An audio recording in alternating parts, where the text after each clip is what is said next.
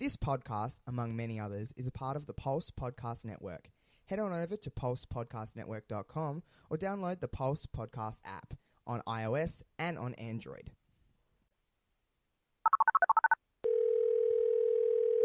Hello?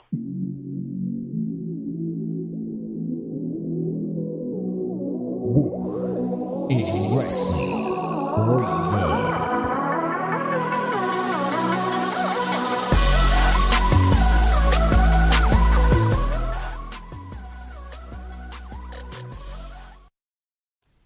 Hello everyone and welcome to Wrestling Reverb. We just had an incredible NXT Takeover for the most part, and I thought I'd bring in a little friend for this one. Introduce yourself, because I'm terrible at introductions, so introduce yourself to my lovely fans. Hello, Brian Zilem here, over in Austin, Texas. I'm with the Blue Hardwood Podcast, a basketball podcast that I'm with the Pulse Podcast Network, similar to Josh, and very passionate about wrestling. Just a fanboy like everybody else out there. Same watching. Me. Yeah, I've been watching wrestling since, early 90s, Attitude Era guy. Love me some, Rock, Bret Hart, Austin. All those are always really fun. To this day, 2019, I'm probably more of an NXT guy.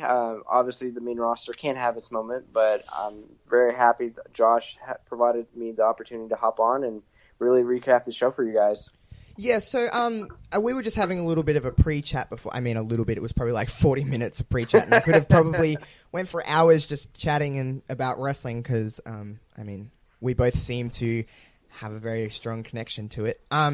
But, first and foremost, without going into detail of any match yet, because we will break it down, but overall, did you think the show lived up to the takeover moniker and kind of stigma that it's kind of presented itself as of late?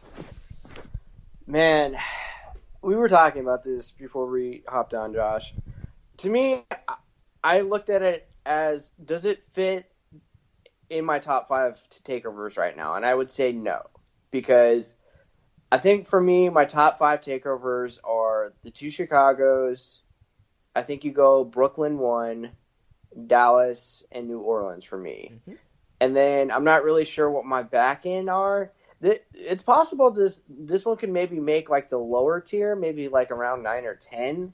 But it wasn't like as eye-popping as, any of those other ones for me. That's this kind of like unfair scale, I guess, I used. But I just didn't feel like that, I've felt more blown away by takeovers is where I'm trying to get at.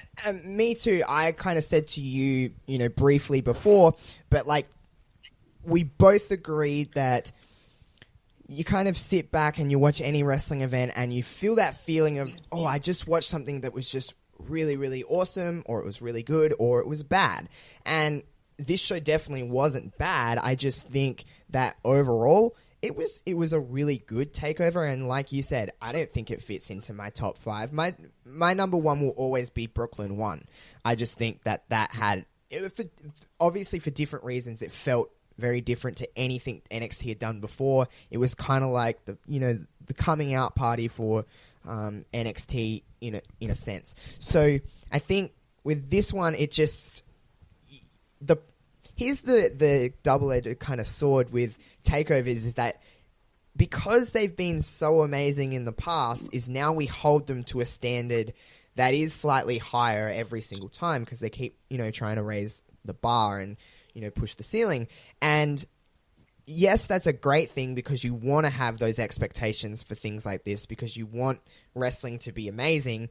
But the backside of this is that when it doesn't quite live up, it almost feels like a huge letdown. Even though the show itself was probably still really, really good, it just feels like a bit of a letdown because it didn't quite get there to where the other ones were.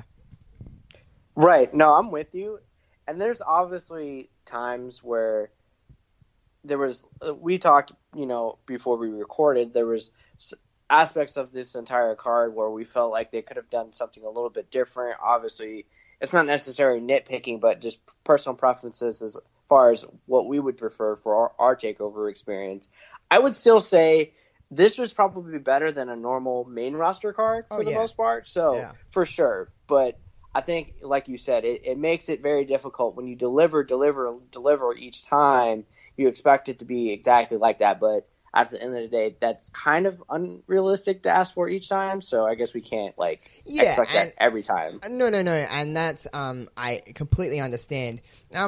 Just to, out of your, I've said many times in this podcast, like I said to you in our little chat before, wrestling is subjective. It has everyone's that's what I kind of find the beauty about wrestling, is that everyone has their own little reason or their own little way of watching, or, why they like wrestling or what they prefer. And, with you're saying you're more of an NXT guy in 2019 than a main roster guy, but you still obviously keep tabs on both, and you're still an avid watcher of both for the most part. What do you think the biggest difference, if you could just pin it down to one, is between the main roster and NXT? What is that core ingredient that maybe the main roster is lacking, or that even NXT is lacking in some degree? I think it's really just giving people the time of day to actually wrestle, because it's funny, during our pre-recording talk, you had mentioned your thoughts and opinions on tag team wrestling.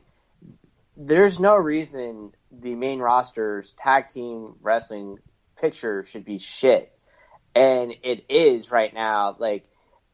SmackDown has so many talented teams. I mean, I believe it was even last year, or that year and a half run with the Usos and the New Day. You saw how good that could be, and it's just after that they just stopped caring. Yeah, and tag team wrestling can be, like I said to you before, I don't think that tag team wrestling is bad.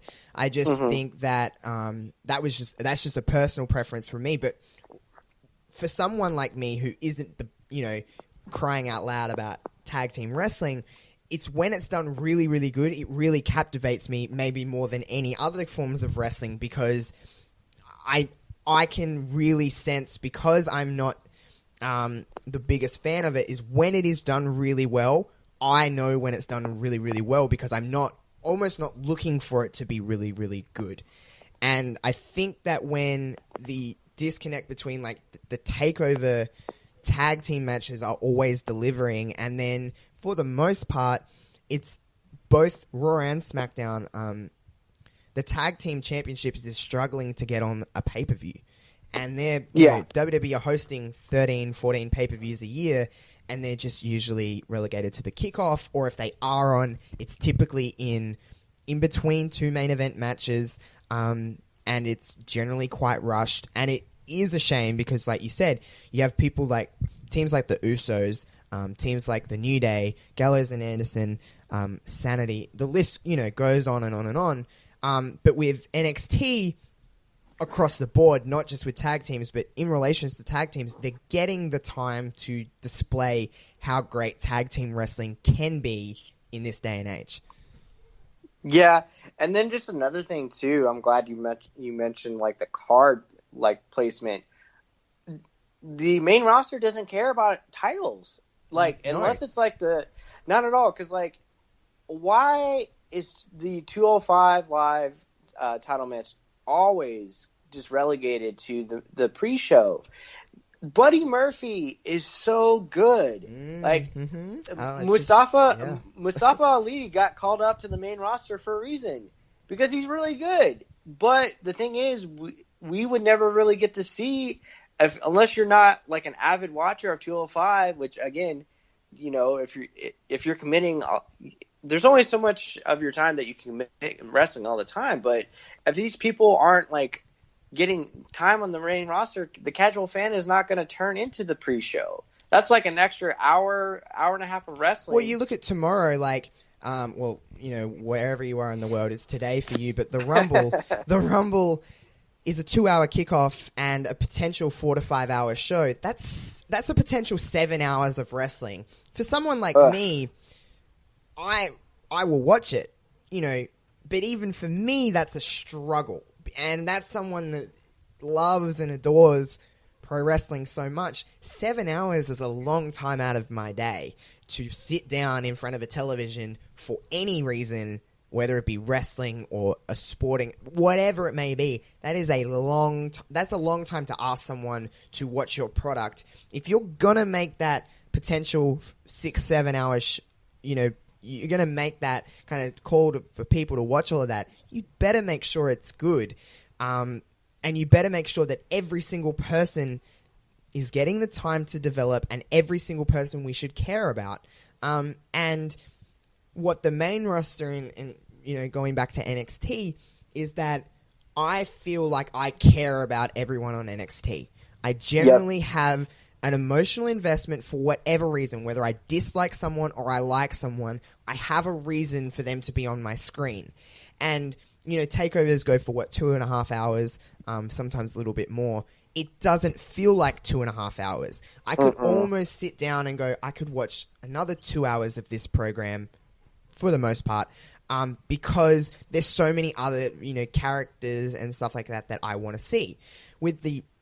Maybe with the exception of Rumble and Mania, because of just the legacy that actually brings to itself. Like, I'll happily sit down and watch the Rumble tomorrow because it's the Royal Rumble. But for sure, again, though, that's WWE resting on their laurels that people like me are just going to sit down and watch it. You can't expect that from everybody, especially a casual fan. I said this to you before. I try to get in the mindset of a casual fan because sometimes I can get a little bit jaded because I've watched this for so long and I'm just used to the system.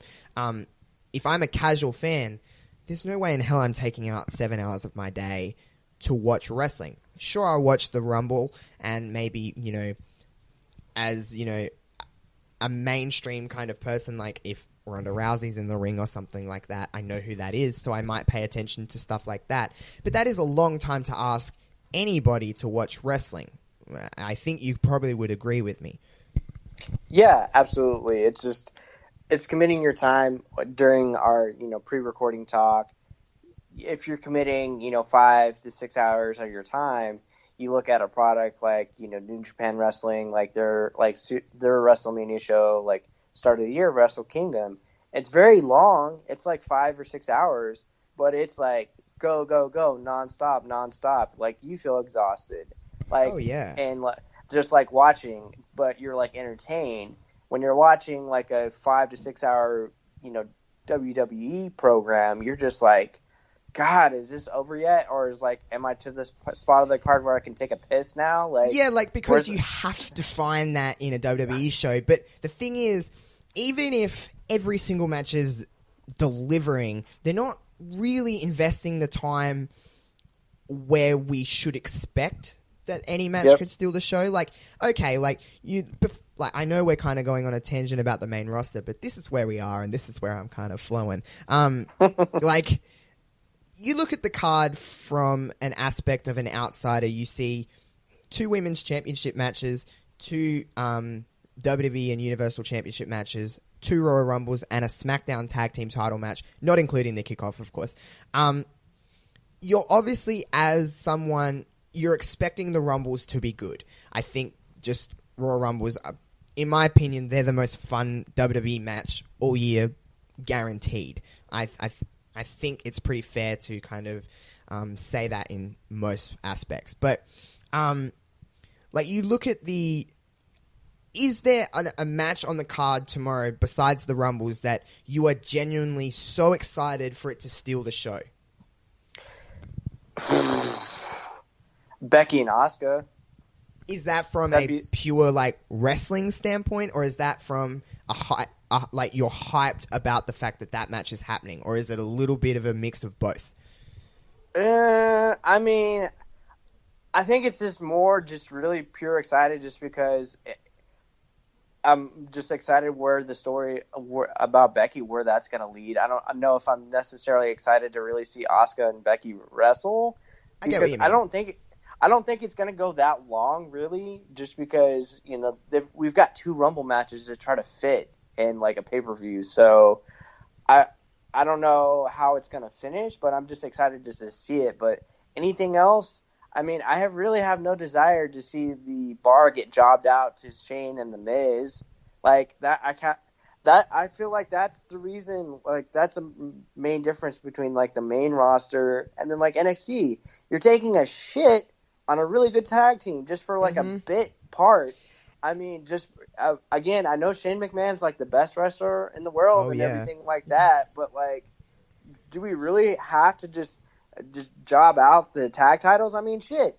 Braun Strowman and a 10-year-old boy beat the bar at WrestleMania. So can we not like respect these guys just a little bit? You know what I mean? I get what you mean completely. And like Shane McMahon to me is like, okay, I have no actual problem with Shane McMahon. The problem I have is that he's always there. You look at, I know people have their opinion on Stephanie McMahon. She doesn't there's no real payoff for the other person for the most part with Stephanie. But what I appreciate about the way they use Stephanie is that her appearances are rare, and when she is there, it damn well means something. Even if I know she isn't, the greatest wrestler in the world by any means. That's her brother's title. But I mean, when she is wrestling, like you look at her wrestling Ronda, or even to a certain degree Brie, it did mean something. And I think with Shane, he's there so often, he wrestles so frequently, it's lost any special appeal that he's wrestling. I mean, do you see where I'm coming from? At least, like, I know people have their opinions on Stephanie, but is someone to you, like, when you see Steph as opposed to when you see Shane, there's something at least important that's about to happen? Yeah, the mystique has definitely it's lost, just because I feel like we're due a McMahon match every couple months now, and obviously they have to find something for him to do at Mania, which is everybody's really excited about seeing him versus The Miz. Like, exciting when they could have definitely tried to build something with The Miz and eco-terrorist Daniel Bryan. Like, there was like a perfect. It would have been legitimately perfect. You could. I'm not a fan of Miz being a face. Oh, like, me either. But it was sometimes when you roll into a story like that, it's just natural. Just stop fighting against the grain and just kind of, let's go with this. This is untapped potential. Let's get there. Right, because that's something you could have easily. I think a casual fan could have like been seeing how The Miz and Bryan had all these matches the past, over the summer, like, and they saw how deep the rivalry has gone, but the roles have never been flip-flopped. So you've got a chance where we've got ego terrorists, Daniel Bryan versus The Miz, who's maybe like gonna get some gradual sympathy from the fans, because now Bryan can talk him down and take a big shit on him, and then people are starting to love The Miz and Maurice because of the reality show. Like, that's another reason you have a great opportunity to market like a guy who's like kind of like your new shining face because of this reality show. Like, everybody loves The Miz and Maurice. That's another reason. It's just like, what are you doing? And that's to a casual fan. Like, as I said to you before, like, getting in the mindset of a casual fan. There may be fans, like, we don't know, that have only watched Miz and Mrs. or whatever it was called on USA Network. There might be only fans that have watched that show and then gone, oh, I like the Maurice or I like the Miz, so let's turn over to this. And they want to see someone like the Miz go for a WWE Championship. So if we're seeing that, why can't the company see that there's a marketable demographic just maybe from that show that want to see more from the Miz or Maurice or whatever it may be? It's a very good question, my friend. I think Vince still trying to hold the moniker of he wants to control and do everything, and there's opportunities where I don't know. He doesn't have that voice yet. I'm hoping there's hope, Josh. Maybe in 2020 when the XFL kicks off and he's a little bit more busy, maybe things will gradually change a little bit. I'm hoping he'll have something else to kind of keep busy with. Vince has done so much for obviously wrestling because he is wrestling, but it comes to a time where it's just like, man, like, you are doing so much right now. You could still be involved in the business, but like, you're not there anymore. I get you. Like, it's a conversation that I could go on for hours and hours for, because For sure. it's just, I think in a sense, like, WWE is in a little bit of a rut. Like, they can't quite get out of this.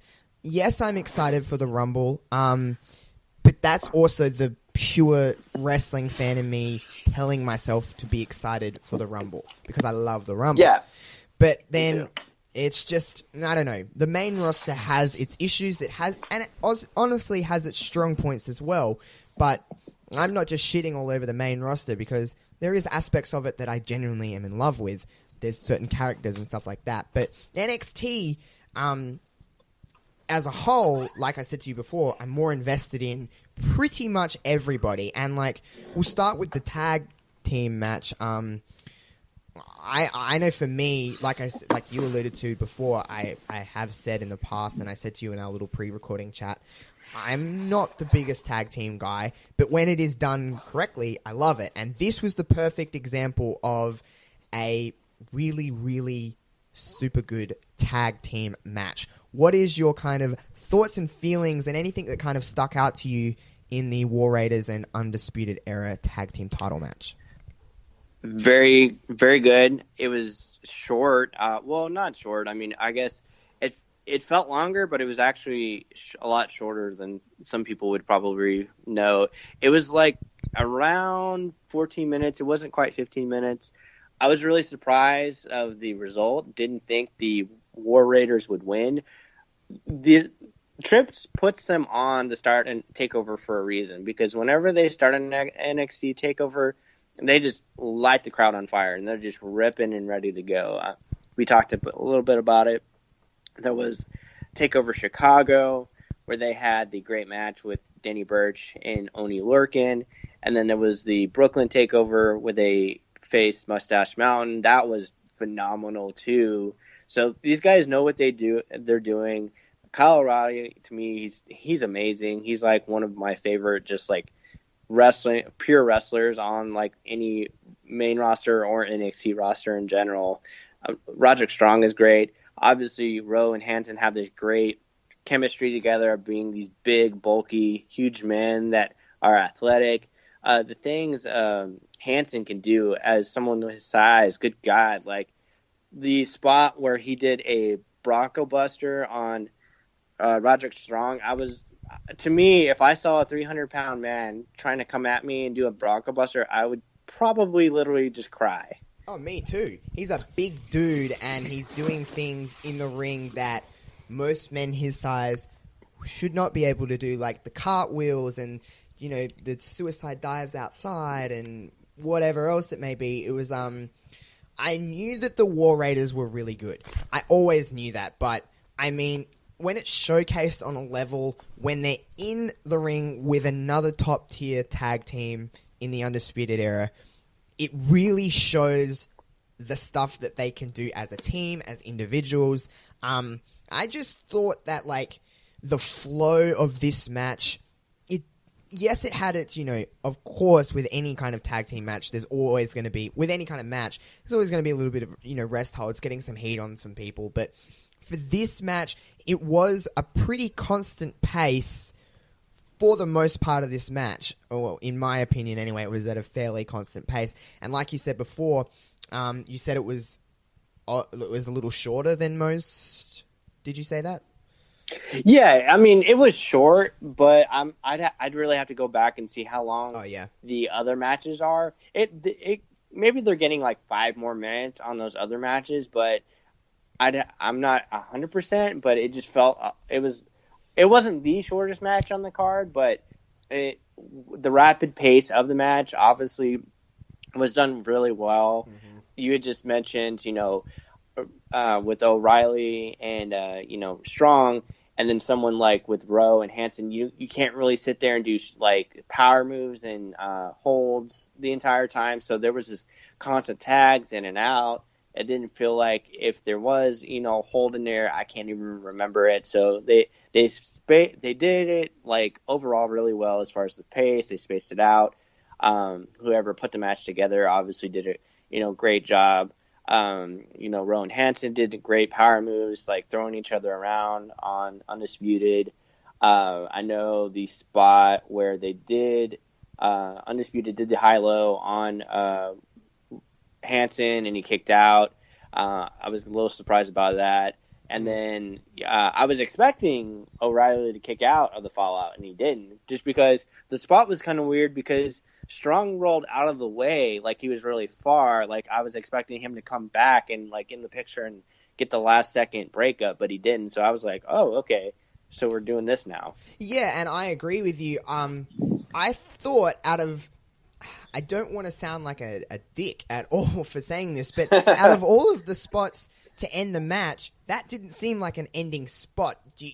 I understand it's their thing and like whatever, but that seemed like a point where he was going to kick out and then he just didn't. It didn't make me angry or anything like that. But out of everything that kind of built to that spot, it just felt like there was just that one little step more that was coming, but he didn't kick out. Right. Overall, though, it was a fantastic match. I just thought it was, if that's how in 2019 tag team wrestling should be, like let's get everyone to that spot where tag team wrestling can be like this. I mean, obviously this is a phenomenal tag team match, and I'm not saying that every single tag match is going to be up to this stand, but let's get there, because obviously when you invest the time in it and you give it enough time and you make people give a damn, it produces quality tag team wrestling, just quality wrestling in general. And like I said, for someone like me who doesn't necessarily look for the best things in tag matches, this probably impressed me nearly the most out of the whole takeover. So it's doing its job right. Yeah, absolutely. And if the main roster can learn anything, it's just finding, like, when you have these great tag teams, give them time. Like, the most frustrating thing about, I know we're going on another tangent here, but anytime there's been a tag team like brought up to the main roster, like Vince doesn't give he could give like two craps about him. So AOP came in, dominant tag team from NXT. He kind of just fiddled and farted around. They decided to get rid of Paul Ellering. I think there was like some story there. I didn't know if he wanted to travel or Vince thought he was too old. Like, weird. But then you bring in Drake Maverick, which I'm just like, okay, sure, I guess. Yeah, it was odd. And then, yeah, very odd. And then they lose a match here and there to Apollo Crews and Titus O'Neil, which is just like, why? And then they win and they, squashed, I guess, Seth Rollins when he was by himself. So it's just, that seemed a little weird. And then they like lose the titles right away. And it's just like, and then you've got the Revival, who hasn't even won the tag team titles at all. And it's just like, you saw how many good matches they put on with like teams like AOP, Ciampa and Gargano when they were together. And then you've got another great team sitting on this SmackDown bench, Sanity. It's just, when you see these teams could go, they just need an opportunity to do that, which I'm for. Like, hey, there's only so much like space on the card.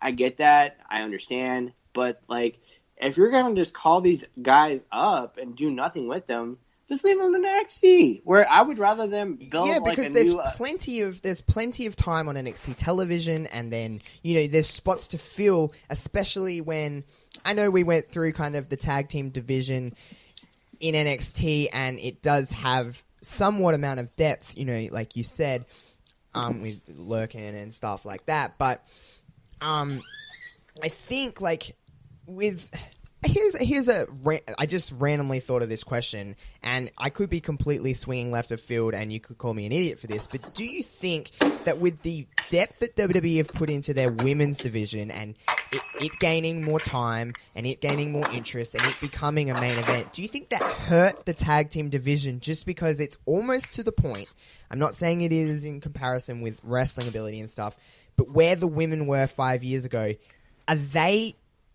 is the WWE casual fan of the main roster as they were in the women before they gave them, the push? That's a good question. I mean, I think there's some theory to what you're saying, but then I always kind of look back at it as like normal storytelling within the main roster the past few years.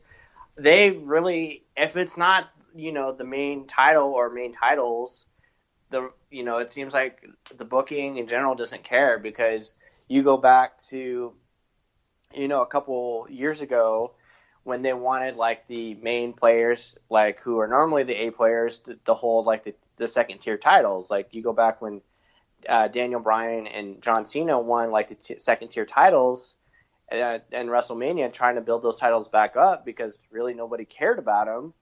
And then Cena did such a great job trying to build up the U.S. title, do the U.S. Open Challenge every week, and then look where we are right now. Like nobody really cares about like any other titles now, unless it's like one of the major ones. It's just, I think it's just a lack of just putting in the effort to actually give somebody time, number one, and actually provide a story. Like I don't need a complex story at all. If you just, I think to me, like a story, like a great story is great, but like when it comes to just a card in general, just give me good wrestling. Like I don't care like if Mandy Rose is trying to have an affair with Jimmy Uso, or like I could go without that, really. Like because NXT doesn't have crazy crap like that, but that's just my preference. I think there's like something to what you're going with, but I just feel like it's just I think it's just the main like booking, Vince just being lazy in general. Yeah, no, I do see exactly what you're saying and stuff like that. And obviously it's a subject that we could probably talk a long time about is just the booking in general of the main roster. If you're not the WWE Universal Champion or the Raw SmackDown Women's Champion, there's very few people other than them that are getting the attention and time to build. It's disappointing because there is so much talent within NXT, within WWE, and I mean, it is what it is, and I guess we can just hope for the best. But NXT, this kind of, tag match really did made me think about that kind of stuff, is that in terms of tag teams, it can be done really well. I know there's been other great tag team matches in the past, and, I'm not just getting on this train now to say, we can really step up our game, but this really made me think. As soon as this match was over, I'm like, why can't we get that on Raw SmackDown? Because it obviously can be great. But it is what it is. Overall, I think it was a fantastic match, and I am genuinely excited to see where this heads, because there is a few options, but I think for me, and you can kind of chime in after what I say, but I think we do continue with the Undisputed Era for maybe until next TakeOver, but where we go from there, I am a little bit stumped. Yeah, I think we talked a little bit about this before we jumped on recording. There's depth there, but I don't think there's enough like heel, because usually, obviously, the normal mantra of wrestling is like heel face, type of thing. Yeah. There's not really a lot of heels that someone like the War Raiders could like face. I mean, you have the Forgotten Sons. The Mighty are no longer like a team, obviously, and then I can't think of anything. You've got some face potentials, like you've got somebody like Lorcan and Danny Burch. You've got the Street Profits. You've got some wonderful teams in the UK, like Mustache Mountain, obviously, the UK Tag Team Champions. I think for right now, it makes the most sense to do some type of. I think Undisputed and War Raiders, you do some type of stip for the takeover before WrestleMania, whether that be a Texas Tornado Tag Team match or a ladder match, something like that. I think that would be very fun, because they obviously have a chemistry together. I mean, it seems like O'Reilly and Strong can work with anybody anyway, but just to see them work with like the bigger folks and like have a great match, and have them maybe give them like an extra 10 minutes will be like super entertaining. Yeah, I agree with you completely. I am excited to see the next match between them two, and then to see where we go within the tag team division after that. Because, as I alluded to you before in our little pre-chat, is that the beauty of NXT and what they utilize so well is that their takeovers are, there's a few months between now and WrestleMania weekend, so they have some time to build some other teams up. So it is exciting. Moving along now, we'll go to Matt Riddle versus Cassius Ohno. Now, we basically this is the first time we've ever, talked to each other, with our voices and whatnot. And kind of what we talked about first was, Cassius Ohno's kind of time in NXT and how they've utilized him and what his kind of role is now. And, just in terms of this match, I just thought, and you can kind of chime in as well, is just that this was probably Ohno's one of his better matches in terms of what I can remember, because he hasn't really done heaps and heaps and heaps in terms of takeover and stuff like that, but I do think that this match was probably one of the better ones of his, obviously of Matt Riddle's, because his time is a lot shorter. But overall, what were your kind of take on where Ohno's placement is and this match in particular? Well, it makes me very sad. I think Morrow shouted out this, I think, was Ohno's 5th loss. I think he was like 0 for 5 in takeovers. That makes me very sad because he's obviously like been in sports entertainment now for like I think 2 decades or something like that. Maybe I misheard that, but I think that sounds about right. Time, yeah. Right. So that makes me very sad. Just as far as what we've alluded to before, God forbid when you give somebody a little time, like he can actually show what he can do. And, is Ohno in the best shape right now? Probably not, but he was able to still, like, do some, things. Like, he was able to do a moonsault, and he didn't hit it 100%. But just the fact that he was able to do that at 270 or whatever he's weighing at nowadays, it was still pretty amazing. He's never really had, like, a feud. Not at all. We alluded to, before we recorded, he's had a match with Bobby Roode, but other than that, who's he feuded with? The only thing of substance I thought of was Hideo Itami. Yeah, but and I agreed with you, and I was like, it was very... I even had to think, like, okay, yeah, he did, but it didn't, pop up to me in the top of my head and be like, oh, yeah, that was amazing. It was just, that's something that he's done. Yeah, exactly. Anything else, he'll get fed like a squash match. He'll get fed a geek or a jobber every now and again. But that's his, that's been his NXT life, unfortunately. That's just been his shtick in NXT. Like, when you really think about it, this is one of his first feuds that he can actually sink his teeth into. Right. And it's strange because I don't know if I like his character as a heel. Like, you know what I mean? It's just I get you. His character seems like more of a face, and then he tries to say like, "Hey, like, I'm gonna kill like the next new face that comes, the freshest face that comes in here." But it's just like, dude, but you always lose though. So like, why shouldn't someone new be? I think is what we're trying to get at is that he's good, and he always, for the most part, delivers a pretty good match with these guys. Is just that he's never wins. Like, I think, correct me if I'm wrong, that was his 3rd loss to Matt Riddle, yeah?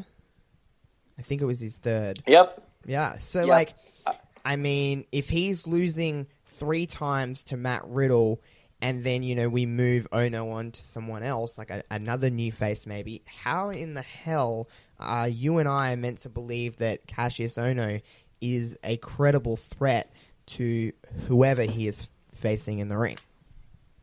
Yeah, I mean, I just assume now they feed him to Keith Lee, and Keith Lee like knocks him around for a match or two, because obviously Keith Lee's got to get that match back that he lost by shenanigans the other couple weeks ago versus Ono. But just as far as the match, what did you have any favorite spots or anything? I know the thing that pops out into my head, and I know that this is going to be like 50-50 with the way people seen it, is Ono biting Matt Riddle's toes.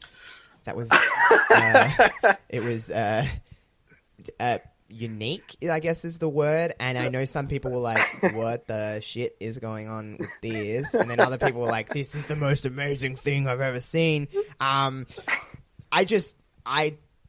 I am really... So one of my biggest pet peeves, just a side note, is people that wear no shoes out of their homes. I don't know why. I don't like it. So when you're wearing no shoes in a wrestling ring and you're running around, I could only imagine the taste of Matt Riddle's toes, and it's not something I'd really want to put in my mouth. But I mean, like innovative. Sweat, blood. Yeah, like it just wouldn't be nice. Like you had two big dudes in the War Raiders just kind of hammering it out before as well. There'd be a lot of stuff on that mat. It's not really something I envisioned I'd ever want to do. But I mean, whatever. It was unique. It was innovative. But it was that is almost this. It's not silly. To a certain degree, it's not silly, but like that is the extra over-the-top thing about wrestling in general that I like, I guess, in a weird sense. Not so much, weird foot things, but like, you know what I mean? Like, it's extra, it's over the top. It's meant to be that kind of weird kind of thing that just happens. For sure. Do you get me? Yeah, absolutely. And then, side note for me, I wanted to kind of brag on myself a little bit because I was surprised I got this shout out afterwards. I tweeted out, Moro's line right after Cassius Ono was biting Riddle's toes.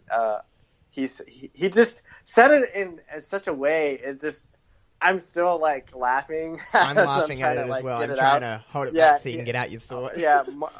Morrow mentioned he has a thing for toes, and I just I lost it. And then of course I tweeted it out, and then Morrow retweeted it. So shout out to you, Morrow. I appreciate that. I was just, I thought that was probably one of the funniest things he ever says. He's just so witty, like on his commentary, like, oh man, I love Morrow. Oh, so do I. No, I think don't ever change. That was like great.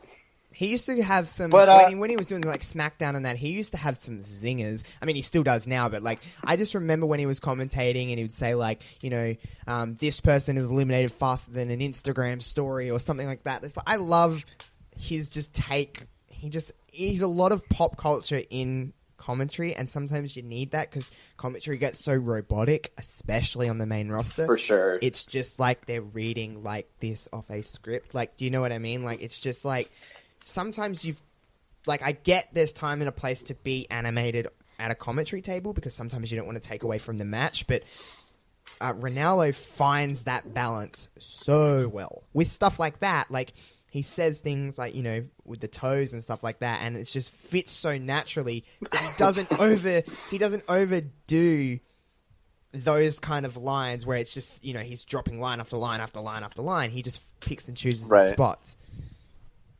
Yeah, where he's not trying to do bits the entire time. What did you think overall about the finish of the match? I think we both had we were pretty much on the same page on how the match finished. Obviously, towards the end of the match, Riddle's just throwing out elbows, and then Ono basically just taps out. No bro mission. He just taps out. It was like, it was, in theory, a really, really great finish, but in execution, I thought it was a little odd. I just think there was just they were in the wrong spot, and the referee didn't quite see, and then they had to kind of rush that kind of finish, and the execution of it wasn't great. And I think we both said in the kind of pre-chat, we both agreed that it was just, if I had to say it in one word, it was awkward. A little bit, yeah. I think if they would have had maybe about 5 to maybe 7 more minutes, I think we chatted about how this would have been maybe a good spot to maybe do some type of no DQ match, especially like after the second match finish, where like Ono's just kind of like beating Riddle outside the ring, throwing him in the steps and everything like that. So I mean, they tried to do some preluding, seed planting there, so that could have made the story a little bit more interesting.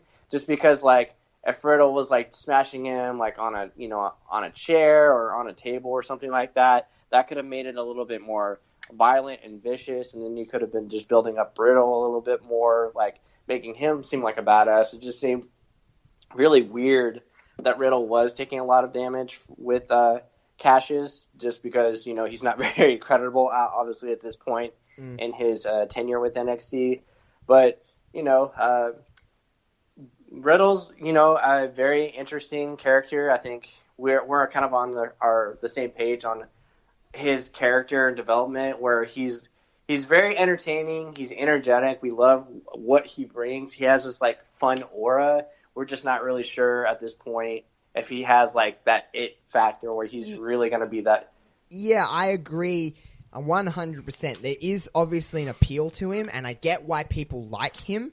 But for me, there's just, and like I said earlier, like wrestling is subjective. But for me, something's missing. I don't know what it is, and I think that's a little bit of the beauty of it, is finding it, but I don't know what's missing. Something isn't there. He obviously can get it done for the most part in the ring. He can, he has character, he has charisma, he has a lot of potential, but there's just something missing there, and I think it is more of a time will tell kind of thing.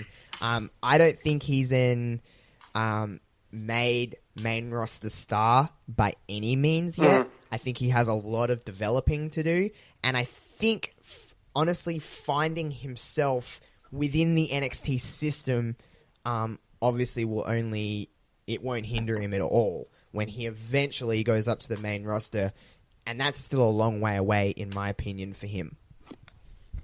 Do you think you'll like him better once he has some shoes on? Oh yeah, I will. He will go from like maybe that's what's missing. Maybe it's a damn set of shoes. Like even just wrestle with those pink things that you had on your feet before, and please just put some shoes on. Like well, it's kind of dangerous too, because Rusev like jacked up his foot. That's why he started going shoes, because I think if I remember correctly, he just took like an awkward landing like outside the ring. Obviously, if he would have had any type of shoes on, he would have been completely okay, but it really jacked up his ankle. Like, I don't know if it broke or something, but it was really bad. Something happened, I do remember though, and it was just more so of a thing like if he was wearing a set of wrestling boots or a set of shoes or something, it probably would have been avoided. Right. Yeah, I'm like, wear some like shoes like during your match, like still do the slides like when you're wearing a suit and a hat. Like, I think that's funny, it's fun, but yeah, like I think for like safety purposes, like especially if like you stub your toe, like or something like one of those steel steps. Hurts. That shit hurts. Yeah, man. I can only imagine. And then like Ono stepping on his foot, like barefoot too. Like that's a large foot coming down on your bare foot. Like I don't want any part of that. No way. But overall, I thought the match was, for its placement and for what it needed to do, it did its job. It was fine. It wasn't anything incredible. It definitely wasn't bad. It just did what it needed to do. Right. I'm with you. Yeah. But moving on, I think there was a lot of hype surrounding this match of, potential match of the year, and we knew that we're expecting something pretty damn good out of Ricochet and Johnny Gargano for the NXT North American Championship. This is almost the hardest match to talk about in detail because it was so incredible that our words could not do it justice. Do you agree? Yeah. No, I'm with you. Just because we had chatted as it was live. I thought, for the first 5 minutes, it seemed like there were kind of like a lot of holds and stuff like that. But then after that, it's just like, go, go, go. Because I think I had it marked at, they were about at 24 minutes. So that's I'm so glad they gave him that much time. I didn't even realize it was that long, to be honest with you. I honestly did not realize it. Didn't feel... That's almost like, it's good because I didn't realize it's, nearly gone for a half hour. That's the beauty of wrestling, man. If you get two guys in there that can just go and know how to wrestle and tell a story in a match, that's great. And it's crazy just because on the standpoint of there wasn't like a normal storytelling within like the Gargano Ricochet match. There was no like focus on a particular body part. It was just like each person was trying to outdo the other person, and it's just like seeing Ricochet do what he does. Like, I think I had about 4 or 5 spots of his where I was just like, how in the holy hell do you do that? Like the first kind of like somersault he did on the corner post. Oh, like how the fuck do you do that? Honestly, like it honestly is just like I watch him I'm like, how do you get your body to do that? Because there is no way in my mind that I could ever see myself or anyone around me doing what that man does. Right. Like, if you had to choose between trying to do that or do the Ricochet jumping over the turnbuckle, landing Gargano, which would you feel more comfortable with? It's like that's just like asking which way you would prefer to die. Like, would you rather get hit by a truck or be hit by a train? Like, it's like, I don't know, you're both ending up in the same spot. So you're just like, it's just incredible what, like, well, both Ricochet and they can do with their bodies. Yeah, it was very, man, I was blown. I mean, we knew this could be like a 5-star match potentially. So obviously they delivered. Were you surprised that Gargano won?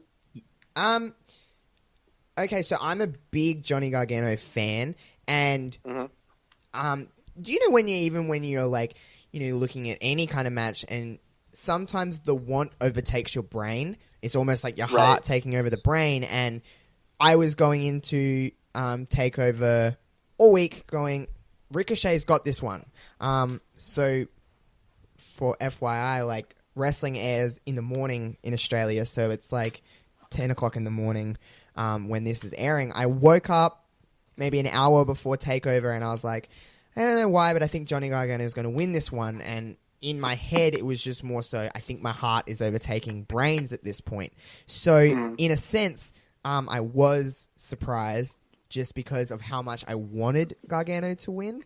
But my heart, I wasn't. Do you get what, like, get where I'm kind of, in my brain, yeah, I really was surprised, but I hate to be corny, but I did believe that he was going to win.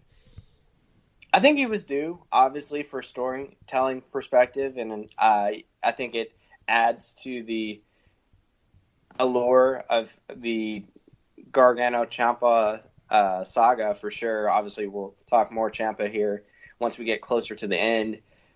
I'm not. I was like surprised that he won, just because I thought, wasn't a long enough title reign for Ricochet, but obviously, I think there may be greater plans for him down the road, obviously, because they see how good he is. Mm-hmm.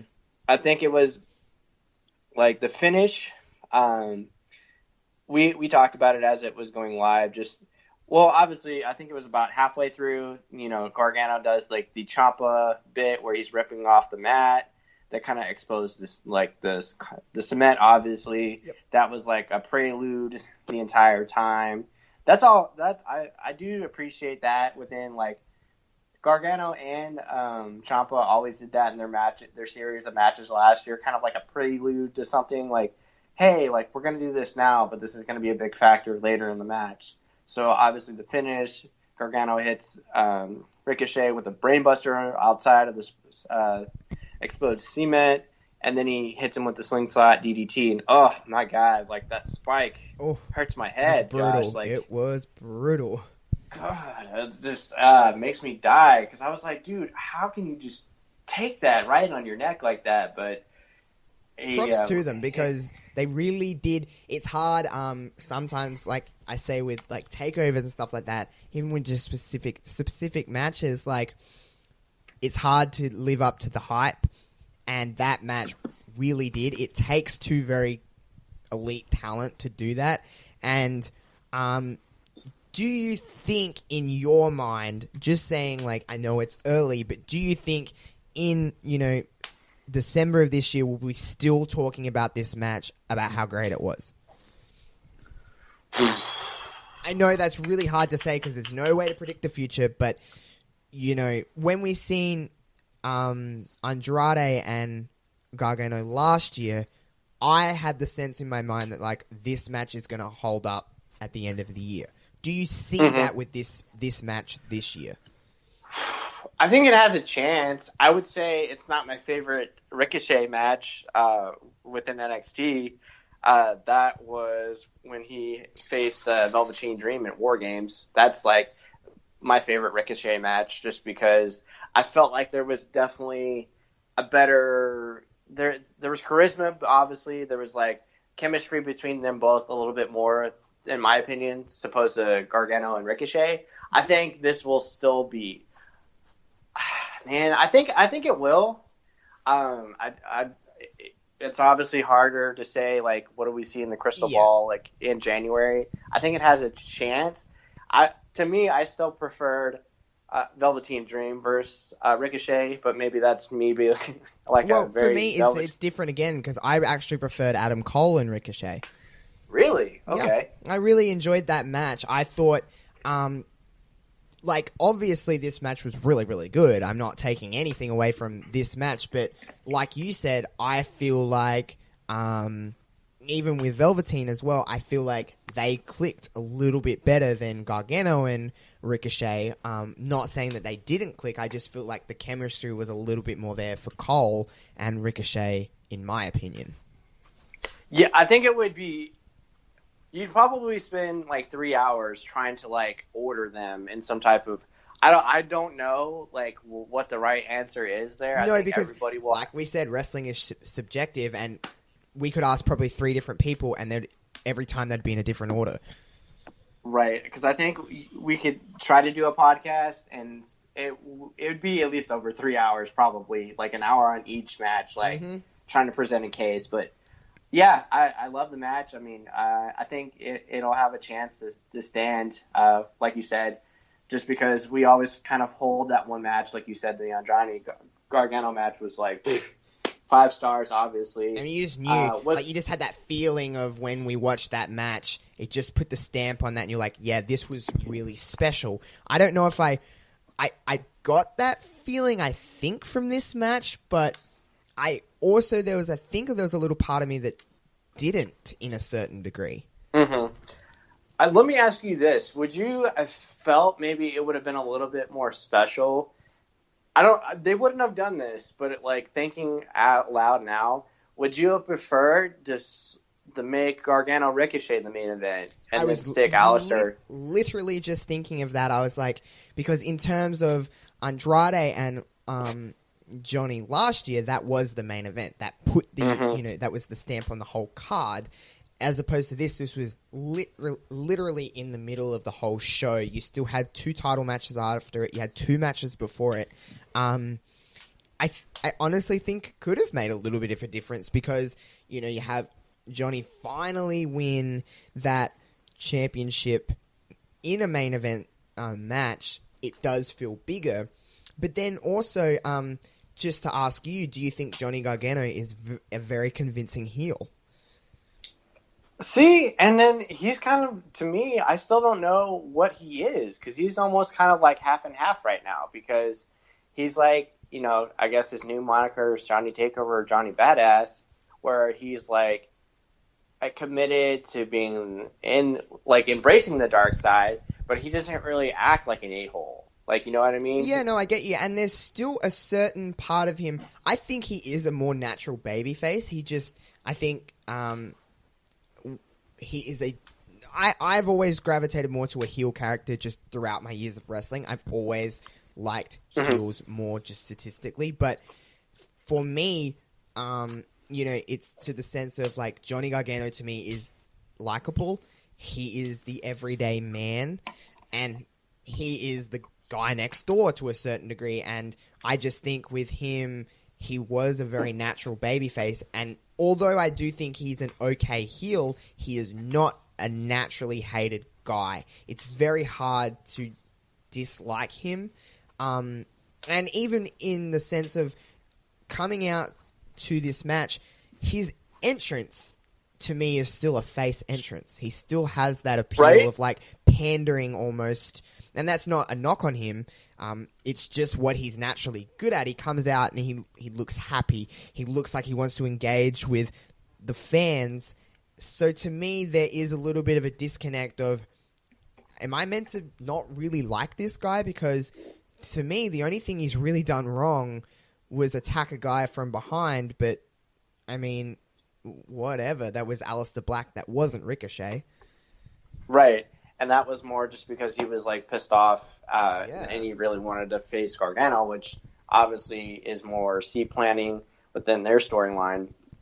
But I don't know, because like you said, if you want to try to make him more of like a heel, you probably need to give him a different entrance music for sure. Like, or, try to change it up a little bit if he's like really prefers that, just because he's a little bit more smug, maybe a little bit more cocky. Yeah. But he wasn't very, an exception of like exposing like the cement, he wasn't very heelish. He was still wrestling exactly the same. Yeah. I think there is a sense of, there is a major problem in my eyes with how a heel wrestles in 2019. I think, okay, you can still pick and choose your spots to have incredible moments of athleticism or do really cool things, but when a heel is constantly doing suicide dives, moonsaults to the floor, why should I hate that? Because I appreciate that, so therefore I respect who is doing that. Like, for example, I know this is a little bit out of there, but Charlotte Flair, when she was a heel, was doing incredible corkscrews through the from the top rope to the floor to whoever it may be on the outside. Like, that is popping a crowd to the point where you almost want to stand up and clap. For sure. So why should I boo someone like Johnny Gargano, who's doing, he's not doing like corkscrew moonsaults to the floor by any means, but he's still wrestling the same way as we were talking about Andrade and him last year. He still wrestled the exact same way he did when he was fighting Andrade. And to me, there was a sense of, I want this guy to win, because I'm not as emotionally invested in Ricochet as Johnny Gargano. Right. And even if you go back and look at the cage match that he had against Aleister Black, he didn't technically cheat. No. Ciampa came and helped him. There was no sense of Johnny going out of his way to, in a horrible, jerk way to win that match. He basically just won a match, as opposed to if Aleister was going to win, if you get me. Like, right. I don't understand why I should hate this guy. And like, when he won, I think even the crowd, from memory, the crowd were quite pleased that Johnny won. Oh yeah, he got a solid pop. It wasn't like, I don't think it was to the moniker of when he beat Ciampa at Takeover New Orleans last year. It was a decent one though. It was definitely not a, God, this guy won. Like, I don't want him to win. I want Ricochet to win. It was definitely somewhere in the middle. And right. But it just shows that, to my point, I generally do think that Johnny Gargano is a natural babyface. He's just not a natural heel. I'm with you, 100%. But overall, the match was awesome. The match delivered, and placement-wise, I know you alluded to the fact that if it was on in the main event, not that NXT would put that match in the main event, but do you think it was in the right spot on the card? I guess hindsight, it was. I was happy. I guess because you don't want to do Gargano then Ciampa back to back. I mean, I guess you could have, but it just I think it was good to at least spread them out.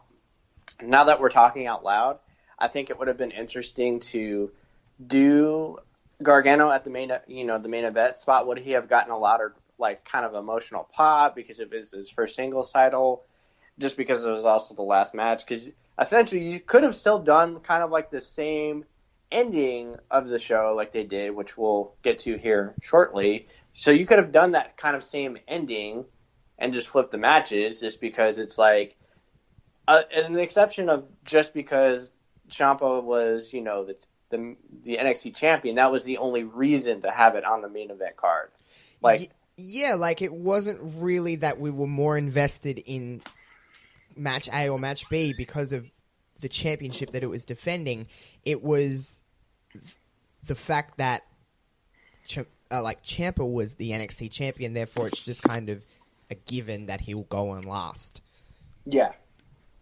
But anyway, moving along, we have the NXT Women's Championship match. It's Shayna Baszler defending against Bianca Belair. Now, going into this match, obviously, Bianca was undefeated.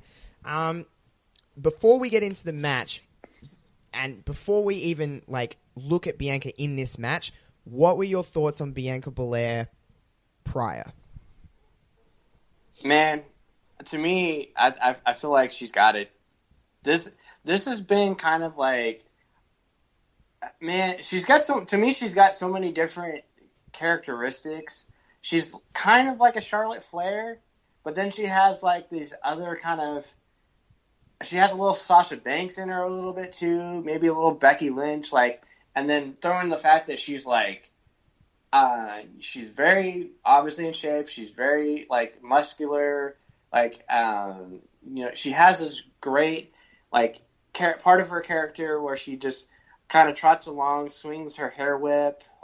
She has this it factor to her. She has a swagger. I hate yes, that word, but she has a swagger to her that I think when you allude to the fact that there is a little bit of Sasha Banks in there, is that Sasha, not so much now, but especially in her heel run in NXT, she had that swagger, and I agree with you in the sense that Bianca has that. Bianca has something I think I've talked with you about how much of a fan I am of Bianca's. I am very big, very high on Bianca Belair. I think she is just... I do really think this girl has so much potential, and the only thing that I see as a detriment to it is the fact that she has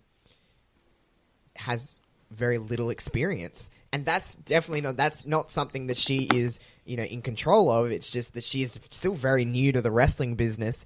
But this girl has her in-ring work, I think, is something that doesn't get talked about a lot, is that when wrestlers do things that they know they're capable of and they perfect them. This girl does nothing out of her kind of...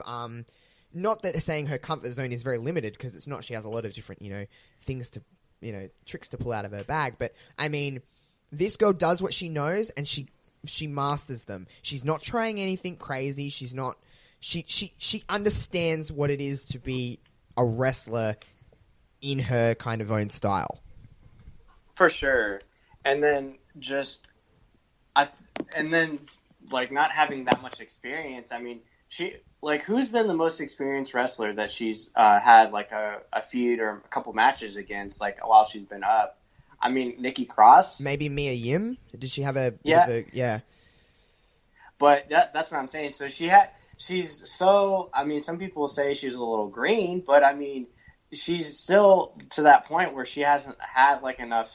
Really, a lot of feuds with a lot of the top tier. No, she hasn't. And if that's your only problem, is that you're a little green, is that. If that's the only thing that people are saying about you that isn't, that you're a little green, is probably a good thing, because, I mean, that kind of stuff wears off the more big matches that this young lady has. For sure.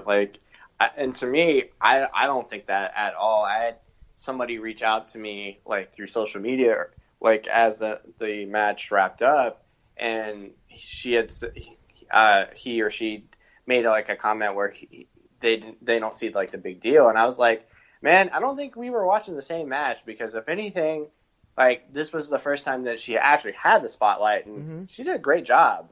Yeah, and coming from, did you watch the original Mae Young Classic? Yes.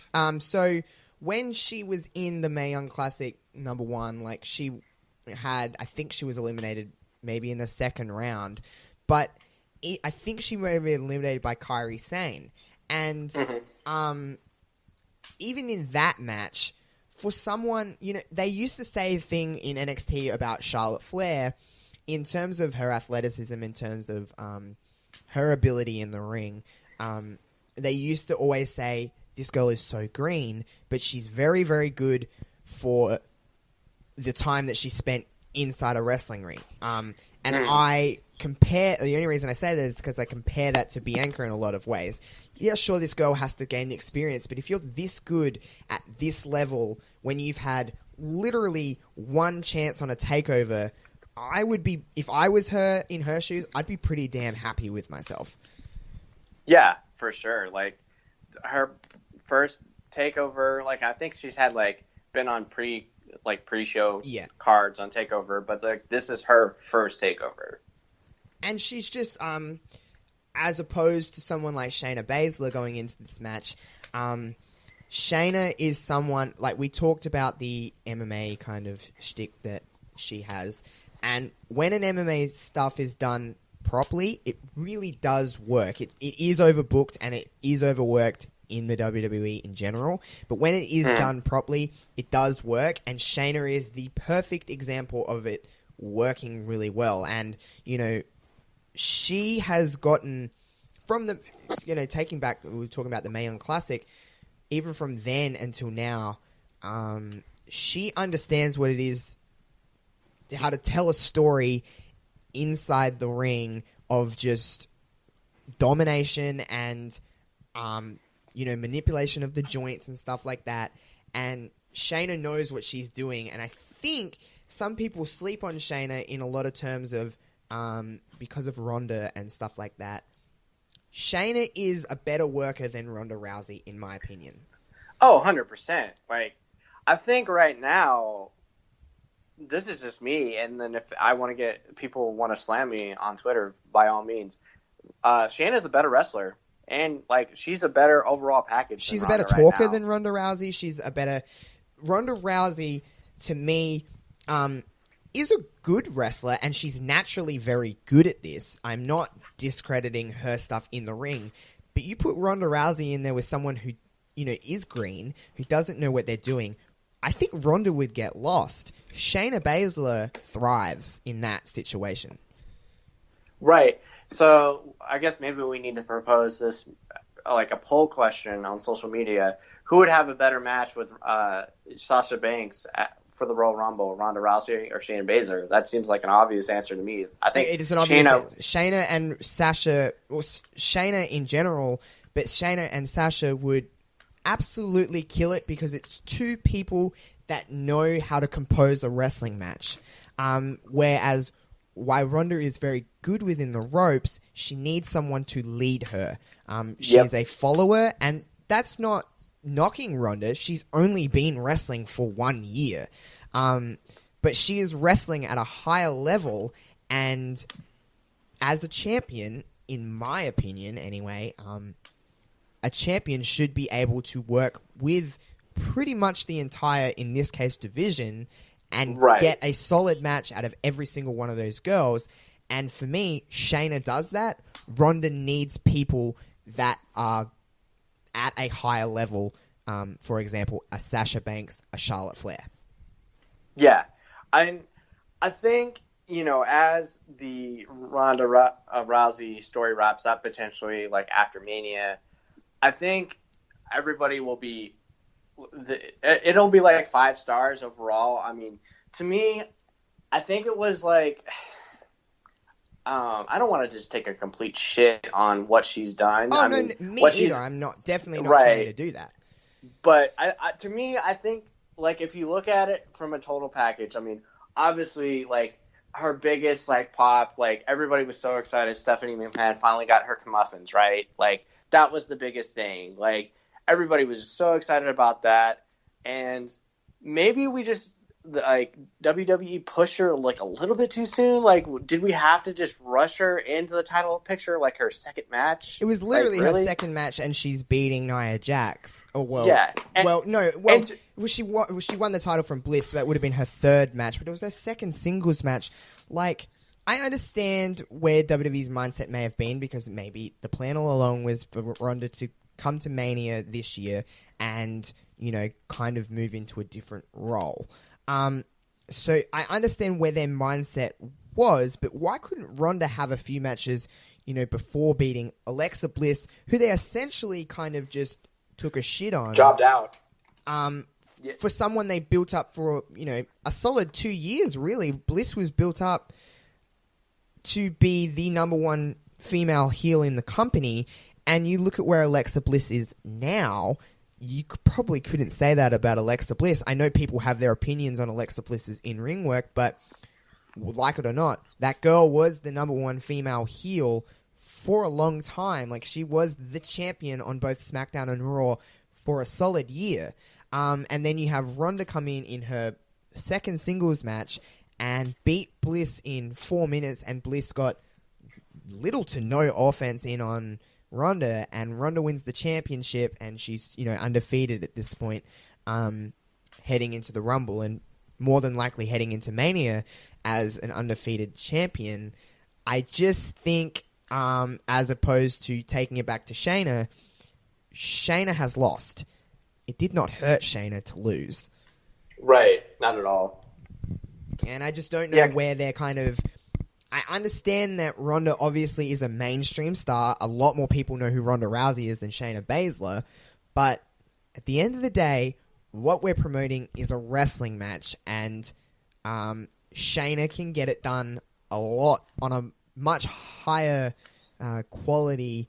At a much higher quality than Ronda, in my opinion. And that's not saying Ronda's had bad matches, because really Ronda hasn't had a bad match. It's just who she's in there with is more than likely in control of that wrestling match. Right, and then if I can go like the rest of the year without having a Ronda Rousey promo, that'd be like fantastic. Yeah, that promo she cut on Raw this week was it wasn't good. And I'm not saying, and like Sasha Banks to me isn't amazing on the microphone. She's okay, but Sasha shit all over her in terms of her mic work. Right, which is super super funny that she did that. And then I was not like.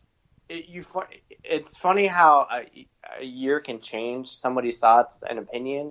I was not a Baszler person, especially like last year after she beat Ember, and I loved Ember in NXT. I was like, oh, god damn it. So we got to just have this other MMA shtick just like hanging out.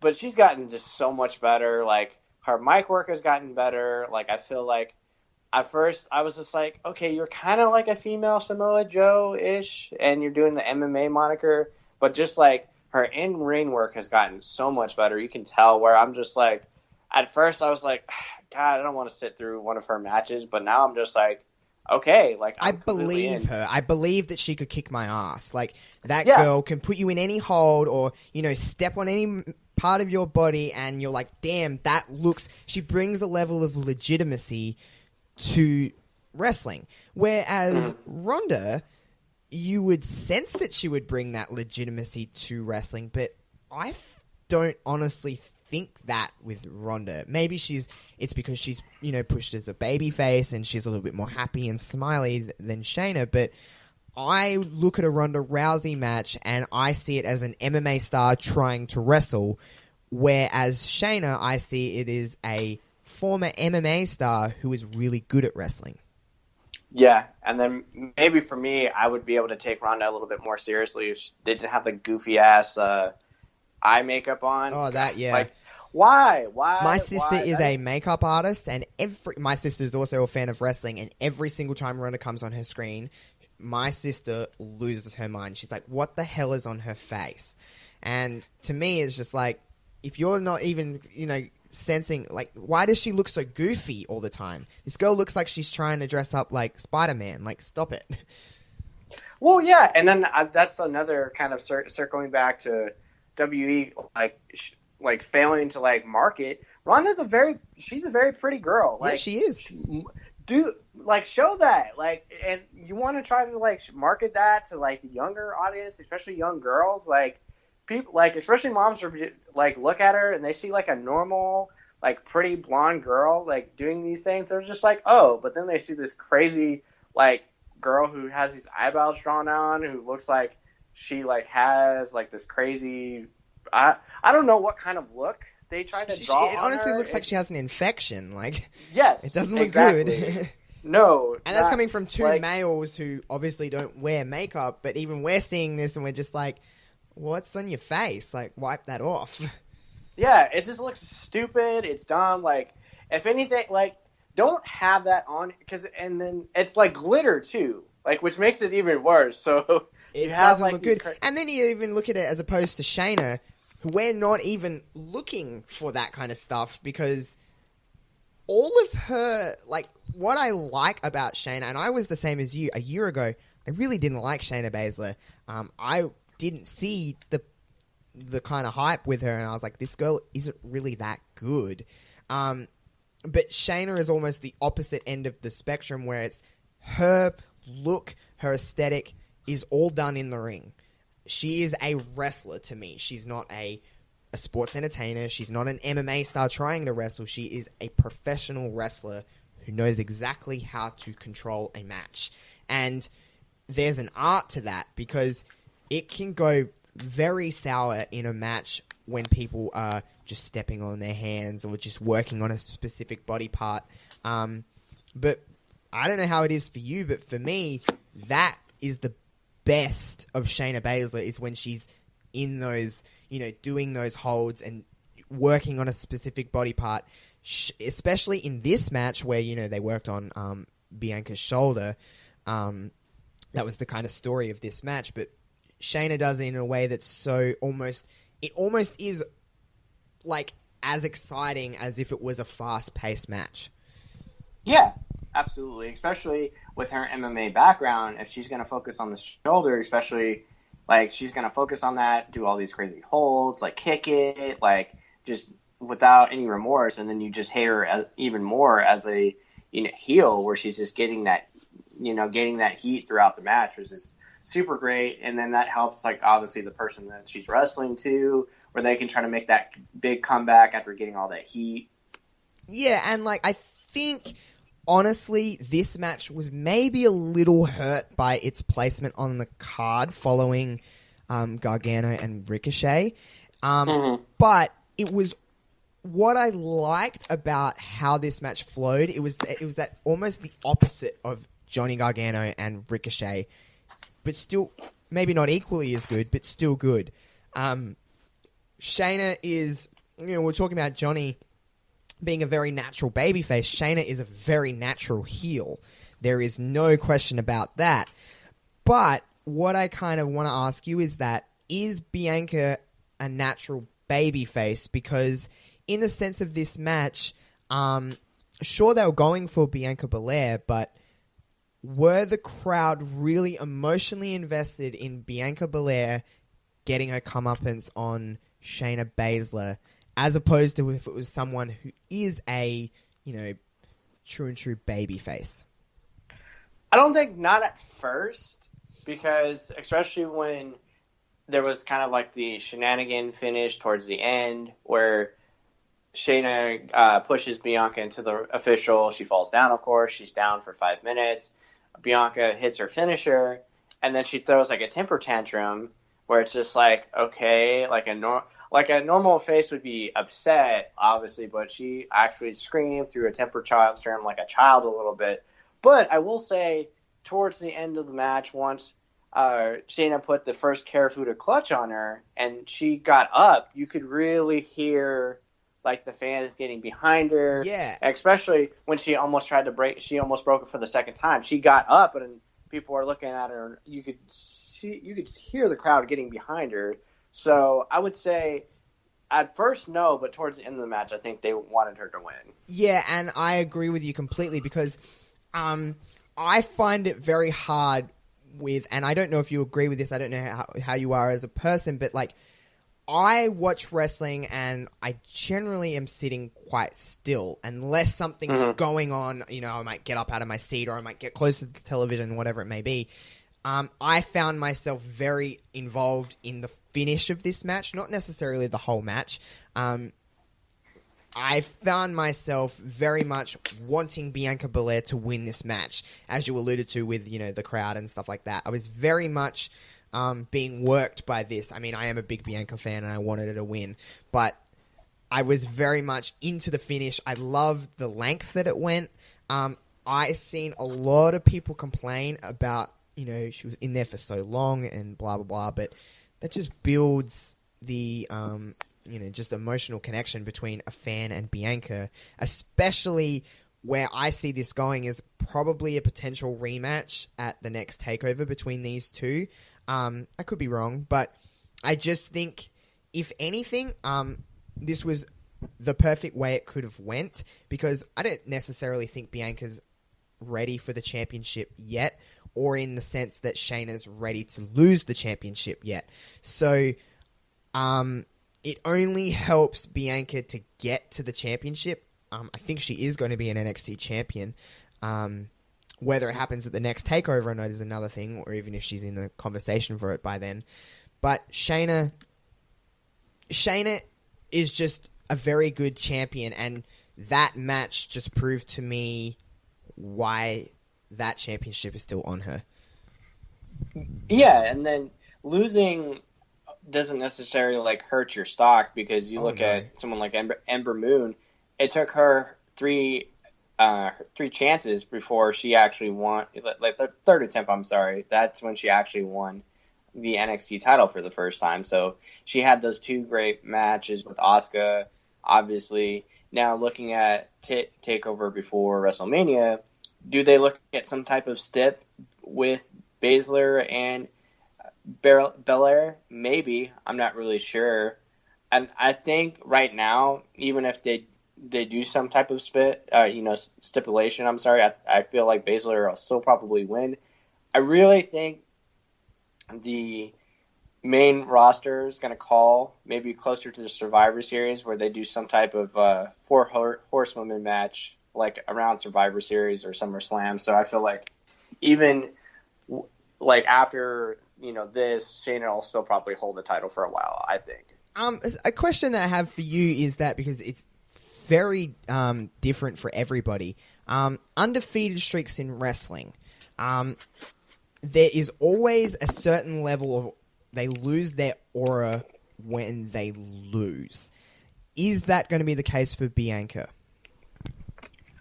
Well, if anything, it has a chance where maybe she could do something a little bit with her character. Like, maybe now the crowd will get behind her a little bit more if, like, she's a little bit more sympathetic or in her, like, next promo. Like, depending on how she delivers it, of course. But maybe you just tweak her character a little bit where she's maybe, like, still charismatic and, you know, obviously doing a little hair whip and everything like that. But maybe she can kind of just use this to maybe grow as a face a little bit more, because I guess that moniker is more of a heelish one.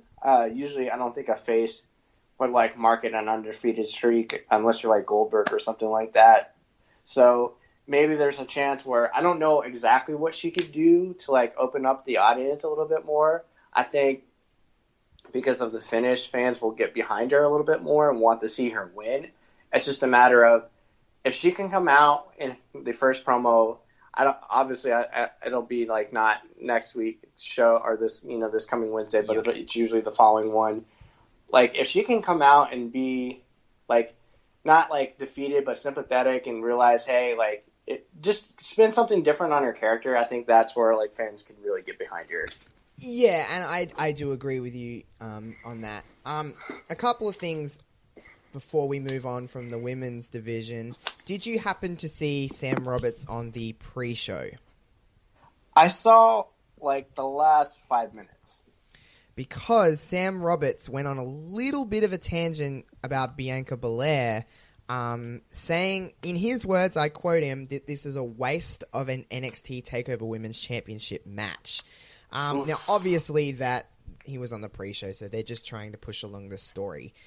But when it comes to an interviewer, I don't want to use the word burying because I hate that word in wrestling. But for lack of a better term, when an interviewer is burying a talent that is going into a championship match, if he is telling all of us that, is there a sense of why should you or I care that Bianca Belair, or believe that Bianca Belair could beat Shayna Baszler? Obviously she didn't, but going into that, why should we feel that? Is that just in your mind WWE's way of trying to get someone over, or is that just kind of unnecessary for an announcer to be just discrediting Bianca like that?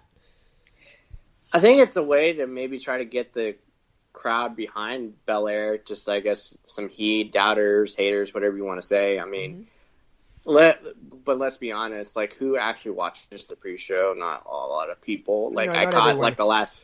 Not everyone is watching. Not everyone is watching the pre-show. I just honestly, I had it on while I was doing other things, but I just happened to notice that, and it was just the way it was. If you do have a chance to go and have a look at just that interview, it was done really weirdly. Like, it wasn't just like, oh, she can't win. Like, it was very stretched out, and it was awkward, and like the other two on the panel didn't really know what to do, and it was just kind of weird. But the other question I have with the NXT Women's Division is that I kind of, when this was airing live, I kind of alluded to the fact that NXT Women's Division is in a little bit of a rebuilding stage. There definitely is distance from Shayna and pretty much everyone else. If Bianca Belair wasn't to go for the championship at the next takeover, who is really there that could step up in that role? It's honestly, it's very thin. There is, like I said, a very big distance between Shayna and everyone else. Kyrie? Yes. And then, oh god, what's her buddy's name? I'm sorry, Io Josh. Shirai. Yeah, Shirai. Yeah. I mean, those would be the only really two, which is surprising to me, just because I thought if they would have not called up someone like Lacey Evans, this could have maybe been like a time for her to shine a little bit. You know what I mean? But just like talking about Lacey Evans, a lot of people are in doubt of her. I don't know how you feel about it, but I see a lot of greatness in her. Yeah, I would say if they're kind of teasing like her first feud to be with like Alexa Bliss, I don't know if that's going to lead into anything. I think that means a lot. I think that's saying a lot. Yeah, because obviously they have faith in Alexa Bliss. And Lacey, to me, like, you know how WWE try to present, especially on the main roster, that every single character has a tagline. But for me, Lacey is a gimmick, and Lacey actually has a gimmick. She's not, Sasha Banks is the boss, but what really is the boss? She's just Sasha Banks. Lacey Evans is the lady of WWE, or she was of NXT, but she actually lives and breathes that. She actually has a gimmick other than a tagline. I know we're going off topic a little bit, but is there a thing of... Is that a problem within WWE now, or is it just WWE trying to have more realistic characters? I really like what she brings to the table because she lives and breathes her character. Maybe that's something kind of like old school, because like obviously that's something back in the like late 80s, early 90s that you would see a lot. Like somebody that was a wrestler, like taking in her character and not really breaking kayfabe, so to speak. But I really like what she does because she's not like, she doesn't try to like go outside that character at all. Yeah. So I'm for what she does because it's different, because I can't think of anybody in the company that, like on the main roster especially, that has that type of special, like any type of difference like from their character standpoint. I mean, Nikki Cross is crazy, so I guess you could say that, but I mean, other than that, what stands out as far as like a unique character on the women's division? There isn't, and like I don't know if you've seen this. I don't know what kind of things you've seen on the internet just from people, but a lot of people are not fans of Lacey Evans. I I don't think like she's the most amazing wrestler there's ever been, but I do think she has a lot of potential, especially with her character. It could really ruffle a lot of feathers too, in terms of how they present Lacey Evans, especially on the main roster, like NXT. I don't mean this as a knock. It is to a smaller audience. It is to a different kind of audience. So it is to more of a wrestling-based kind of fan base, where the main roster has to appeal to so many more demographics. Lacey Evans' character is something that I think, I don't personally have any kind of problem with it, but I think it could probably stir up a little bit of crap, just because everyone is offended about something. Is that something that I'm silly in saying, or? I think oh man, that worries me now. I think you've actually got something there that could be something to be like, oh, God, this is 2019. Like everyone, I'm not an easily offended person. Like, for me, right. That is no issue to me, but that doesn't mean that, the guy next to me has that same opinion. Me or you might be the same in terms of like, it doesn't actually offend me, but literally you could move your left foot the wrong way and it offends someone in this time, which is terrible. But let's be real, that's the world we live in.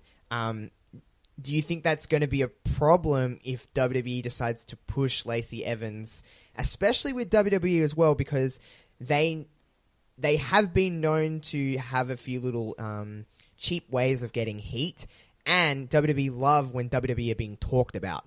So if by any means necessary, they like publicity, and if they can get it in a controversial way of a traditional lady, so to speak, they will probably take it.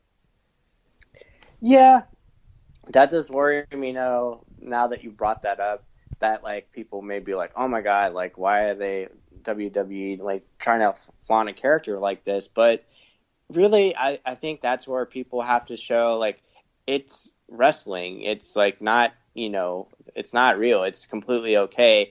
And it's not like within her character, like her outfits are like super like, I guess, scandalous or busty or anything like that. Like, I feel like they're not trying to like put her in a bra and panties match or anything that. No. She's the lady of NXT. Like, she was like wearing a particular outfit, whether it be like a Marine outfit or like a Army outfit or something like that. So I don't feel like they were trying to they were trying to sexualize her, like as far as like, with her like look, they easily could, obviously, for sure. Like, 100%. And it's more so like less of a look based thing, but they easily could.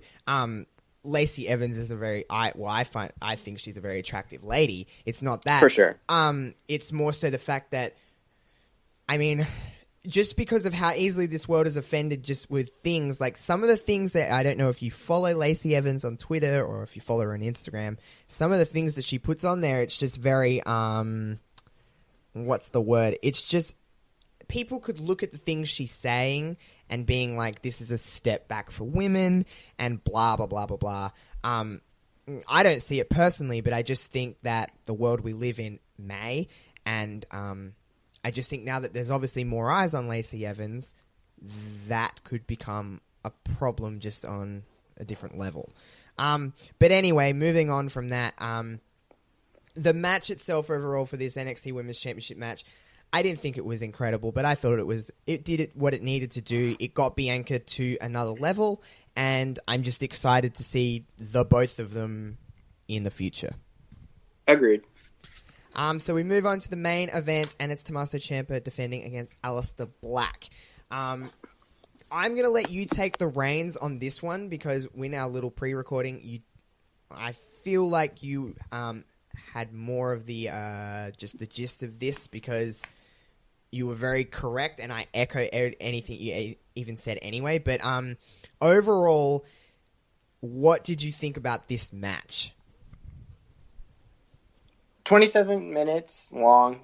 I think a lot of people knew what the outcome was going to be because some people are thinking Black is getting called up, making some type of special Rumble appearance, maybe, but a lot of people didn't have expectations for Black to win at all.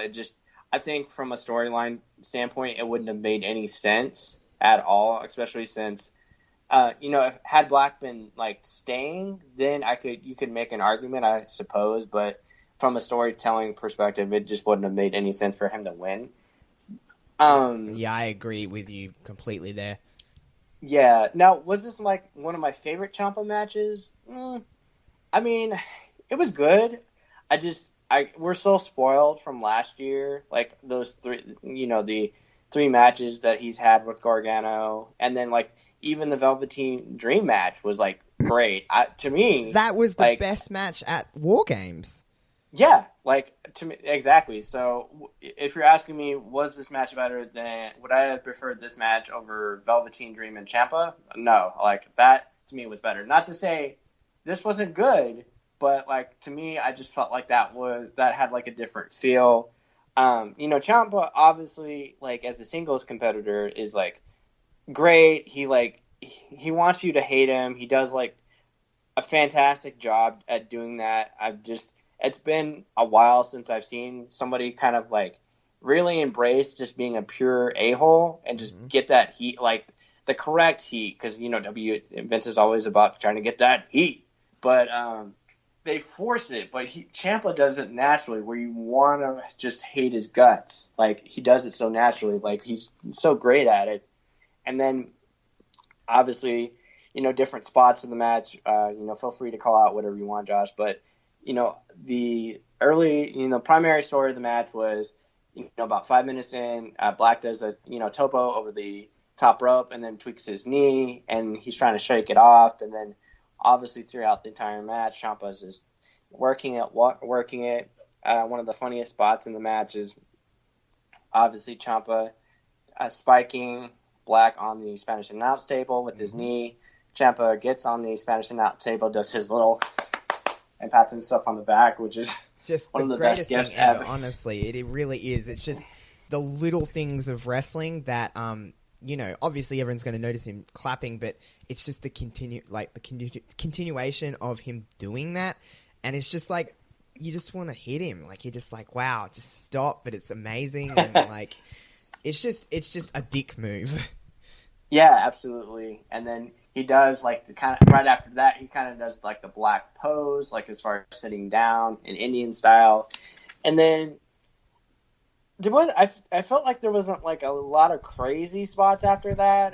No, there really wasn't. I think as I kind of said with Shayna, is that her way of attacking Bianca's shoulder in the match works so well, but this is the kind of the other side of it is when that it's... I'm not saying this wasn't done good. I just think it was done for a little bit too long. I got that. Like, yeah, it was done well. It was just... it's just the other side of that. Like, yes, we liked when Shayna did that because she was doing it in so many different ways, and it was on a shorter time frame. Like, obviously, Shayna and Bianca did not get as much time as Ciampa and Black, and I understand you have to, extend your spots out in a longer match. You're not going to be going at it for 30 minutes, but honestly, it didn't really feel like to me, and I could be completely wrong in saying this, is it didn't, he didn't switch it up enough. It was just a lot of the same. Yeah, no, I'm with you. That actually makes a lot of sense. I felt like, obviously you would have liked Black to get a little bit more offense. Like, I think we had talked before we started recording, like, you enjoyed, like, the Aleister Black and Adam Cole match. Like, I feel like I didn't really get, like, that type of vibe from him in this match, or even, like, Aleister's last match with Gargano. That was great. It was Loved a fantastic match. Yeah, like... And I felt like I liked that match more than this one. And maybe it was like a difference of chemistry style. Like, I don't know, maybe just they didn't like work together well. It was still like a fine. It was still a good match. Still a good match. And I think honestly, not saying that like Alistair can't work with people, like this, but I feel like Alistair almost thrives on working with people a genuine size smaller than him. I think his best matches have come with Gargano and Adam Cole, who is, a different size than Tommaso. I'm not saying Tommaso Ciampa is a big dude. He's not huge, but he honestly wrestles like a bigger dude, if you get what I mean. Yeah, I mean, I would say out of all the people Black has wrestled, I mean, obviously Andrade is probably a little bit... Andrade's a little bit bigger than Ciampa, right? Yeah, I guess so, but Andrade wrestles like he isn't his... He wrestles like he's smaller. Because he's a damn luchador. That's true. But then you call out, like, how did you enjoy the Lars Sullivan Aleister Black match? No. Not really. I did not. I mean, and that wasn't really Aleister's fault. That was probably more Lars being a little green. Yeah. Like, so I don't know. Like, you could really only do so much for that. I don't think even AJ Styles could have gotten like a better match out of that. So that's not his fault. But no, what you say makes sense. So I see what you're saying. Yeah, and Aleister, and when two individuals, and like I said, I'm not saying this match was bad by any means because it wasn't. But when two individuals are both really great, but sometimes their matches just are what they are. They're good. It's just you look at and not saying this at all. People, please don't get angry at me for saying this, but AJ and Shinsuke Nakamura had really good matches, and they're two great individuals, but were their matches, all in all, every one of them amazing? I don't think they were. Besides from their last man standing match, I thought that was really good, but it had a gimmick to it. It's two great individuals, but sometimes their matches are they're just really good. They're just good matches. They're not great. They're not bad by any means. I think this is a little bit of sense of this. And not only that, is that out of probably, with Johnny Gargano and Ricochet happening, is that we were so spoilt with that match on how good it was and how fast-paced it was, this felt a little lackluster. And I honestly think this match was starting to get relatively good, and then it ended. Well, that's true, yeah. Because I think we've gotten spoiled also from Gargano Ciampa, because I think, I had to go back and actually look, but I feel like there was occasions where they went 30 minutes plus sometimes. Yeah, probably. For sure. And what were your thoughts, on how it's, the type of finish that happened? Obviously, Ciampa hit a fairy tale ending. I think he actually hit two, and Black kicked out. 3? I think I counted. I think he hit 4. Oh, he hit 4. Overall. Well, there you go. Yeah, because he hit one, but then he went back up and hit another one. Okay. He hit the ones back to back. Okay. So it was just, I guess that shows how I don't know if that makes it stronger in the sense for Ciampa. It's like the finish itself was. I'm not even going to be able to elaborate on this too much because of the way I'm going to say this, but the finish was fine. It just was. It was just a finish. I can't really. It wasn't, a shitty finish, but it wasn't like out of my seat. Holy crap! What just happened? Kind of finish. It just was. It was fine. Yeah. Well, let me ask you this: would you have preferred some more shenanigans? For a finish, would you have preferred Johnny to come out and interfere, and then Gargano won? Or I'm sorry, Ciampa won. I don't know, because I think it's hard to say, because in the wrestling fan in me always wants a heel to cheat. I just think a heel should cheat. Not, every single time, but it's a heel. He should be doing things to make him not like, to make me not like him. And I don't think there's enough of that across the board. And when it does happen, it's almost kind of just looked over. You'll see little things in wrestling where if a heel does a roll-up, they'll grab the tights. But it's almost not mentioned sometimes, and I think that's that's another topic to talk about. But for this match in particular, I don't necessarily think it needed Gargano to come out. But I mean, I certainly wouldn't have been opposed to it.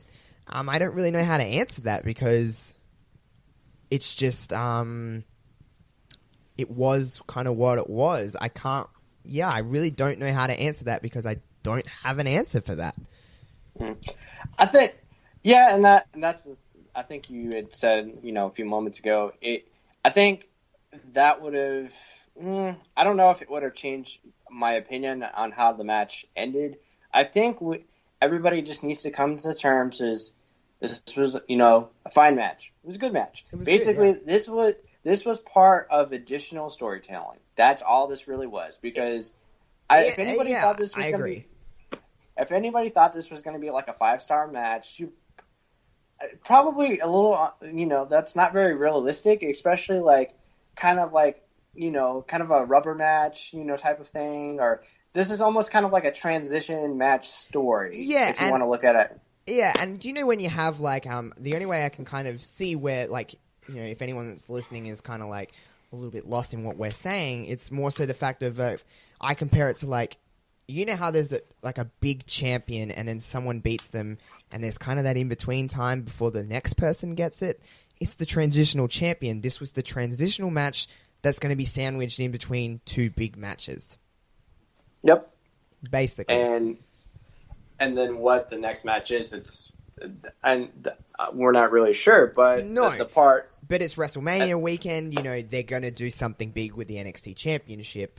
Well, you would assume, right? But the main part of the story is the way the show finished. Of course, after Ciampa hit his 4th fairy tale ending, he's saying he wins too, similar to Gargano did after he won a title. The credits are kind of wrapping up, and then they're showing where me and Josh talked about it before we started recording. We were looking for something. It was okay, are we teasing the next challenger? What are we doing? And then finally, Ciampa gets close to walking towards the ramp. Gargano comes out. They kind of look at each other, and they just hold the titles next to each other. Great. Love it. I knew you'd so be. We've had conversations, and this is the one thing that you wanted. You just wanted some kind of just hint at whatever it may be, just continuation of this wonderful, wonderful story. Because, you probably agree with me. You may have even said this to me. But in a lot of people's opinions, in my opinion, this is the best story WWE has probably ever told in this length of time. There will probably never be duplicated. They have something special with this. It'll be a story that never really ends.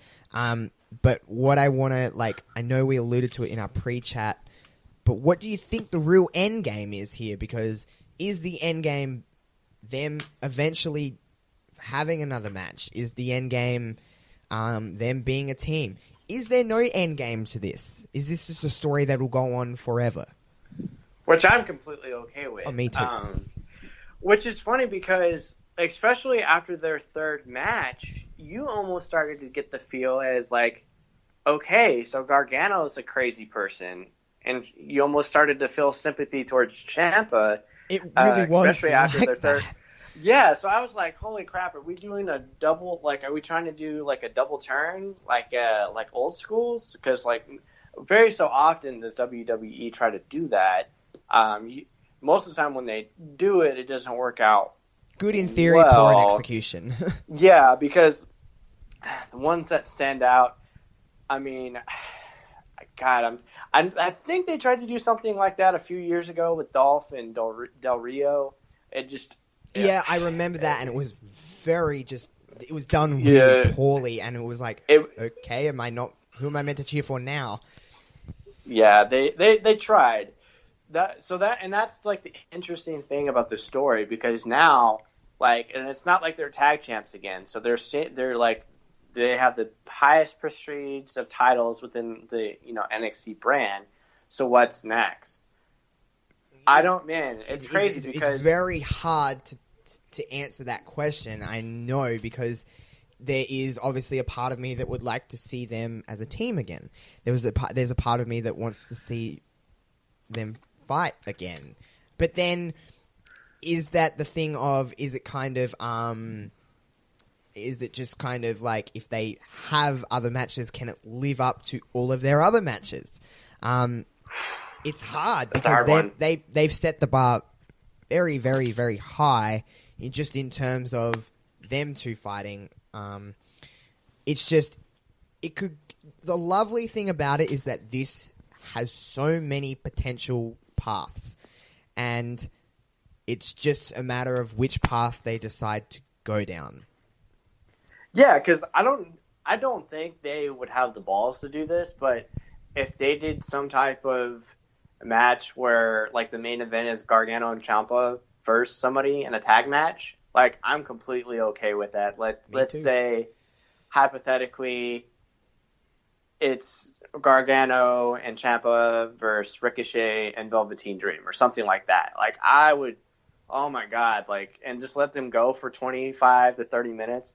They may even let them go longer because obviously that limits, like, the title thing too, but I don't think they would do that, but it's something they could do if they wanted to pair them together. I mean, they have so much time. There's no reason why they couldn't do that.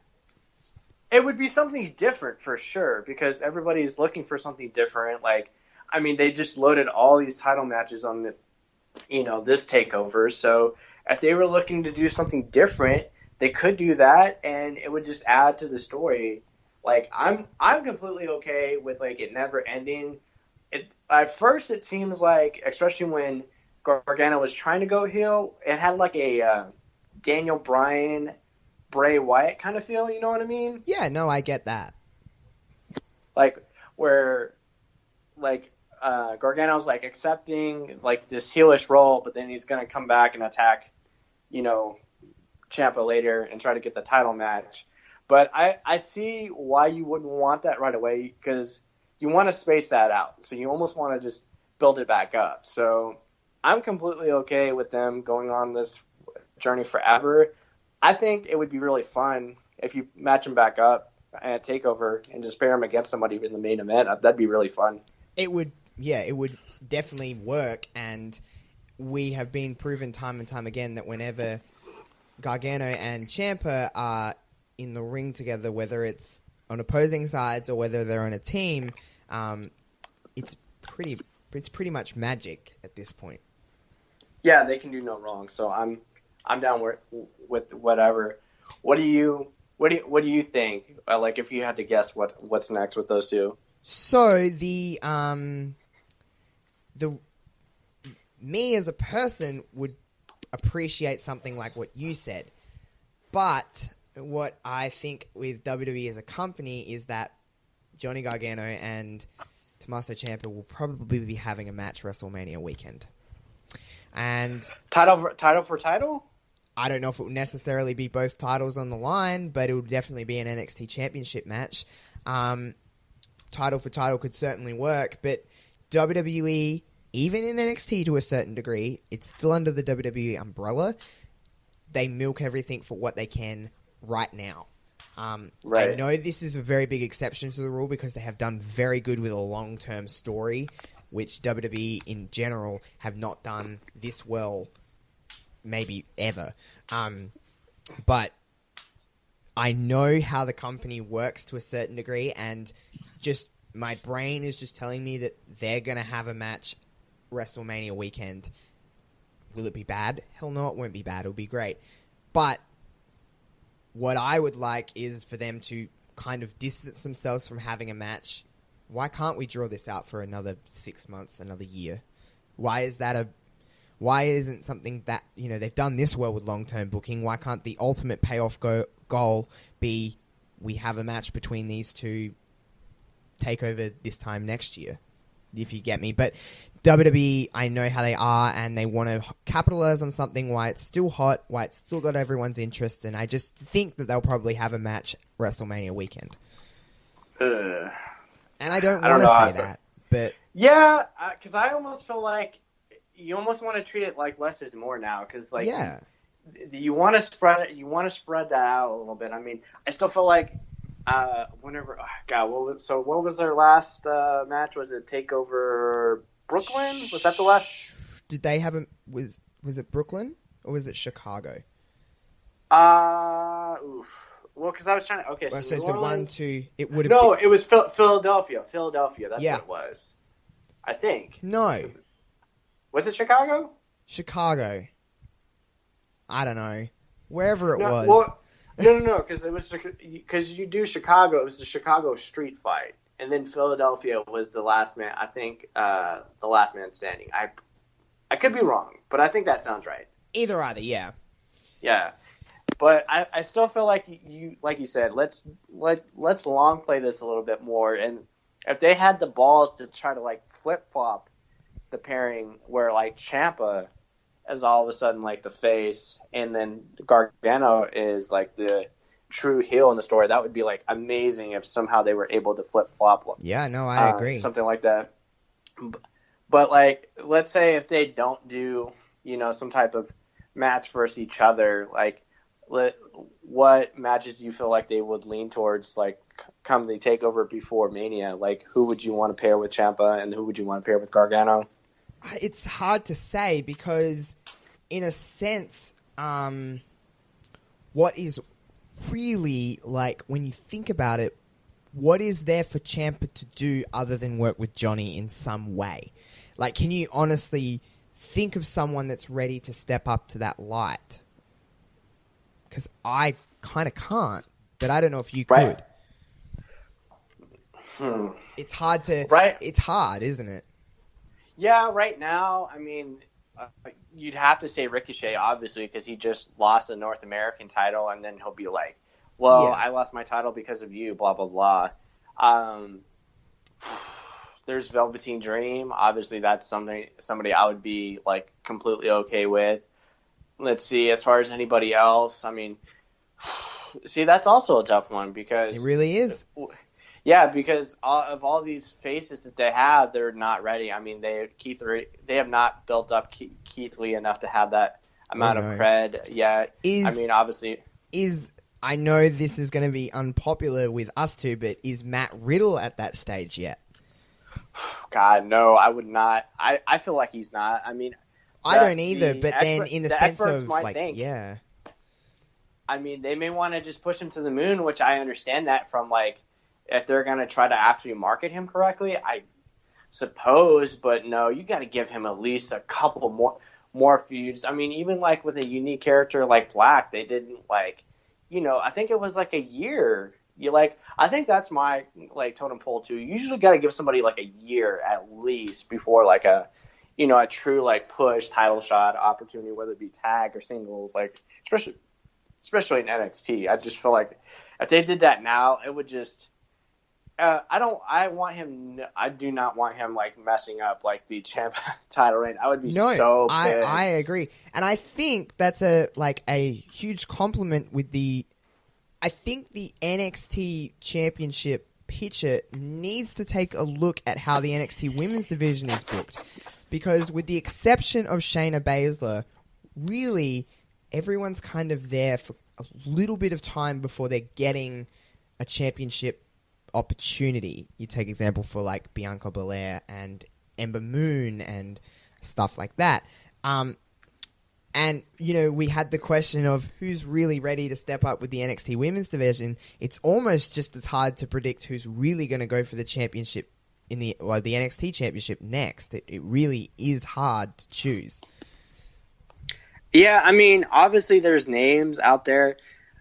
I don't think they try to do anything with Adam Cole. Like, that would be another name, but that was the name that was popping into my head, but then I'm like, how do you really combat that with Ciampa and stuff like that? Like, I guess in theory it could be done. Like, it's not out of the question. It's not impossible to do, but it would be different.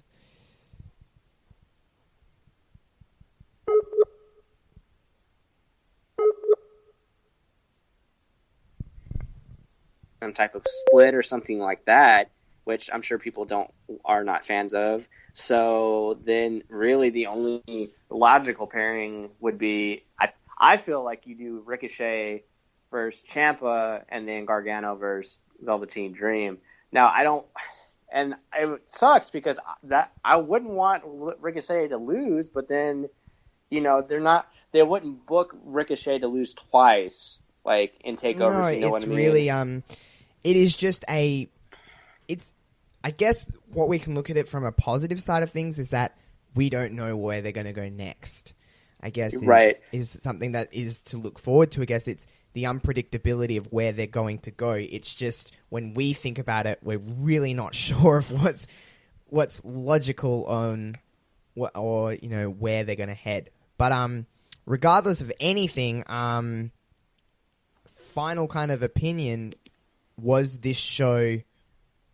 Do you change your opinion on what I asked you at the start of this? Is running through everything, thinking about where everything is going to go. Did this show live up to the name? I know you said at the start, like, for the most part, you know, it didn't live up in the top 5 and stuff like that.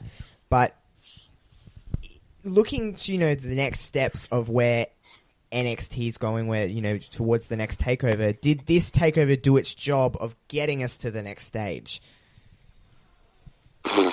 Man, this was tough because I basically evaluate takeovers now. Does it crack my top 5?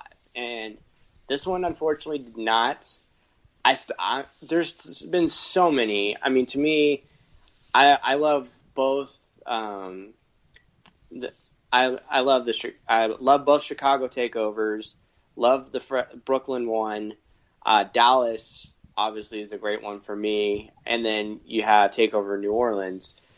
I think this one could make like the back end for me. I'd have to really think about like what my like 6 through 4 lineup would be. I think this could make the back end for sure. Like, was it a great show? I think overall it was a really good show. I don't think it was great. I think it was really good though. I think it was a good show with 2 really good matches. Not taking away the fact from Riddle and the girls and the main event, but the other 2 matches really did outshine them. And to a certain degree, is they couldn't keep up with those matches. And it just kind of, you know, the show just kind of flustered out, if you will, after Gargano and Ricochet. But I thought I'm the same as you. It was still a really good show. It was a very good start to the Rumble weekend, and in contrast with the Rumble will obviously have a different feel to TakeOver. I don't think we're going to see a match of the quality of that tag match or Gargano and Ricochet. But I know we kind of talked about this earlier. You're looking forward to Becky and Asuka. Tomorrow going into Royal Rumble, or today, whatever it is, time zones really fuck with my brain a lot. No worries. It's literally past midnight here, so technically it is my today as well as your today. So it's today. But I'm honestly talking to you in the future because I'm on Monday, so let's not get into that. So, like, going into Rumble tomorrow, you obviously are on the same page as me. Royal Rumble is very exciting, yes? Yeah, I mean, I think it's definitely one of the. I think to me, it's probably my favorite card of the year, just because it's like almost like this. It has this aura around it where it's just like, especially now that the women have like their deserved spot on the card, where we're doing it like for them now as well. You know, just as far as the card up and down, the part that I'm looking forward to, I think it'll be interesting to see how the Rumble. Like, I think there'll be a Rumble that starts the card, I think. That's what I thought, too. I was having this conversation with my sister the other night, and because she always kind of, like, tries to pick my brain. She's not as into wrestling as I am, but she tries to pick my brain, just how I approach watching wrestling. And she's like, hey, Josh, like, what do you think is going to start the show? And I was like, if it's not the ladies, like, the Women's Royal Rumble starting the show, the only match that I could see, you know, starting the show is Becky, because she's so hot. And the only reason I say that is there's things of like, is Becky going to be in the Rumble if she loses to Asuka? So therefore that match has to go on before the girls. But then do the girls main event? It's weird placing, because you look at last year's show and there was a Rumble the men's Rumble was in the middle of the card, and the the women's Rumble was on at the end. So yeah, I guess it could go like that. But I would like to see a Rumble at the start and a Rumble at the end. I'm like you.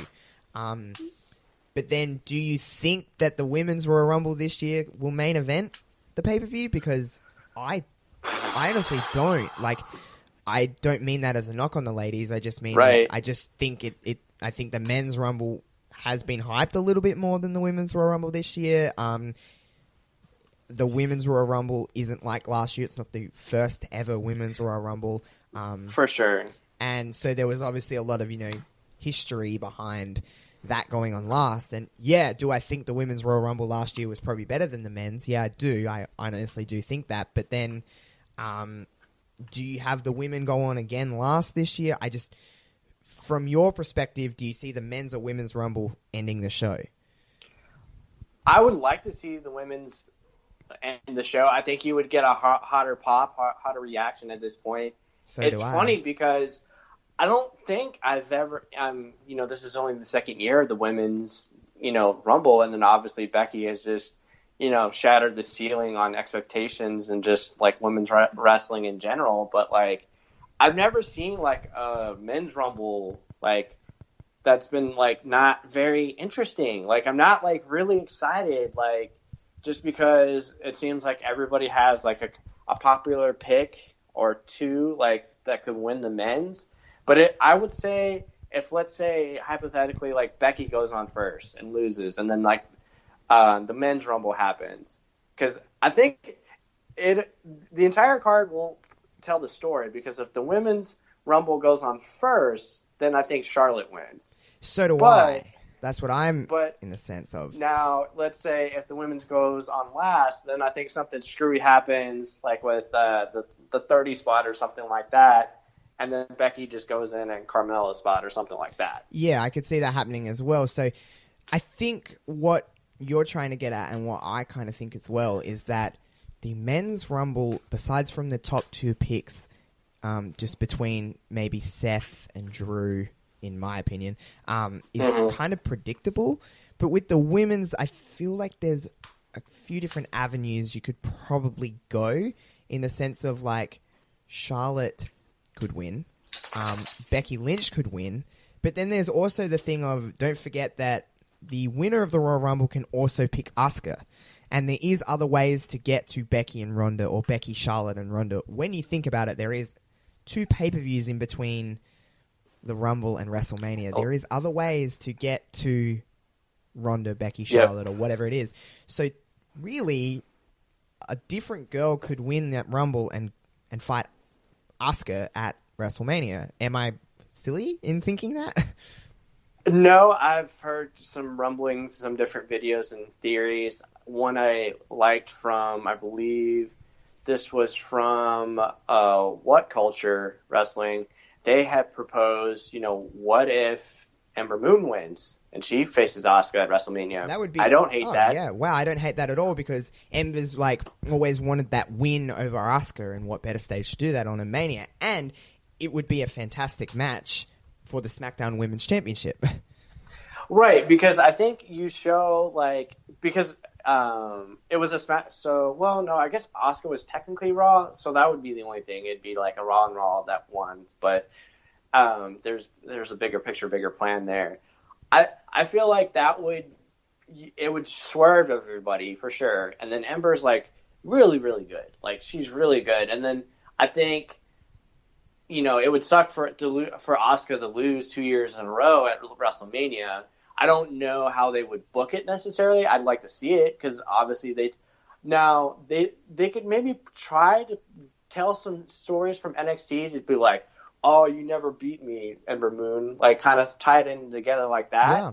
And then maybe Ember finally gets her moment against Asuka at Mania, which would be very fun.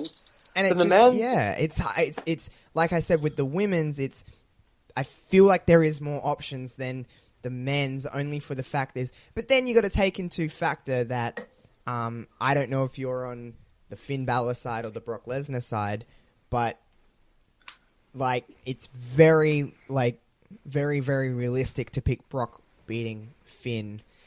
As much as I don't want him to, but it is very realistic. And then if Brock was to win, is it more likely that Seth Rollins will win the Rumble, or does that make it more likely that Drew McIntyre will win the Rumble? Really, though, outside of those two, it's not really too many people I could see winning the Rumble. Could they pull something on us and have someone else win? I mean, yeah, but I just don't see it happening. The only one outside, I mean, unless you want Strowman to win the Rumble, No, thank you. Well, and that's probably another subject matter for another day. Poor guy. Like, they just fucked him up so bad on booking, Josh. And it's not his fault, not at all, because I think, they pushed him as a face. He was like this monster heel, and then for about like 6 months, he was like this face, kind of, even though he was a bully and threw odd. And he was just so ruined. Like, it was just, there was so many opportunities where that guy could have won, and he didn't. And for me, and you sound like you're on the same page as me, is that he's lost one too many times. Yeah, and then I think from what I gathered, that's why they flip-flopped this at the last minute, because they didn't want to see Strowman lose to Lesnar again. Because that Greatest Royal Rumble match, that was, or was it that? Or Crown Jewel? Crown Jewel. That was fucking god-awful. It was trash. It was just, it was just when all that stuff went down with Roman and we had to go from the triple threat at Crown Jewel to Braun and Brock. In my mind, I was like, okay, it's probably 6 months too late, but finally Braun's going to get the Universal Championship. But no, they decided to just keep Lesnar with the title, which is just like why? Well, and then the way it happened with Baron Corbin and all that, it was just total BS. You made him look like a geek. You made him look like a geek. He just because he took big idiot. He took like 5 F5s. Now, and then all Corbin did was hit him with a title. That's all he did. Yep. Like, come on. Like, he's the monster among men. You got to at least knock him around. Like, low blow him, like, chop out his knees or something where Lesnar can get, like, a cheap shot in, something else. I really don't. I just don't. That is the part of the main roster and just WWE in general. I just don't understand how you fuck someone up that much. Because he was so hot. He was the hottest act in WWE, at least. There was nothing that guy can do wrong.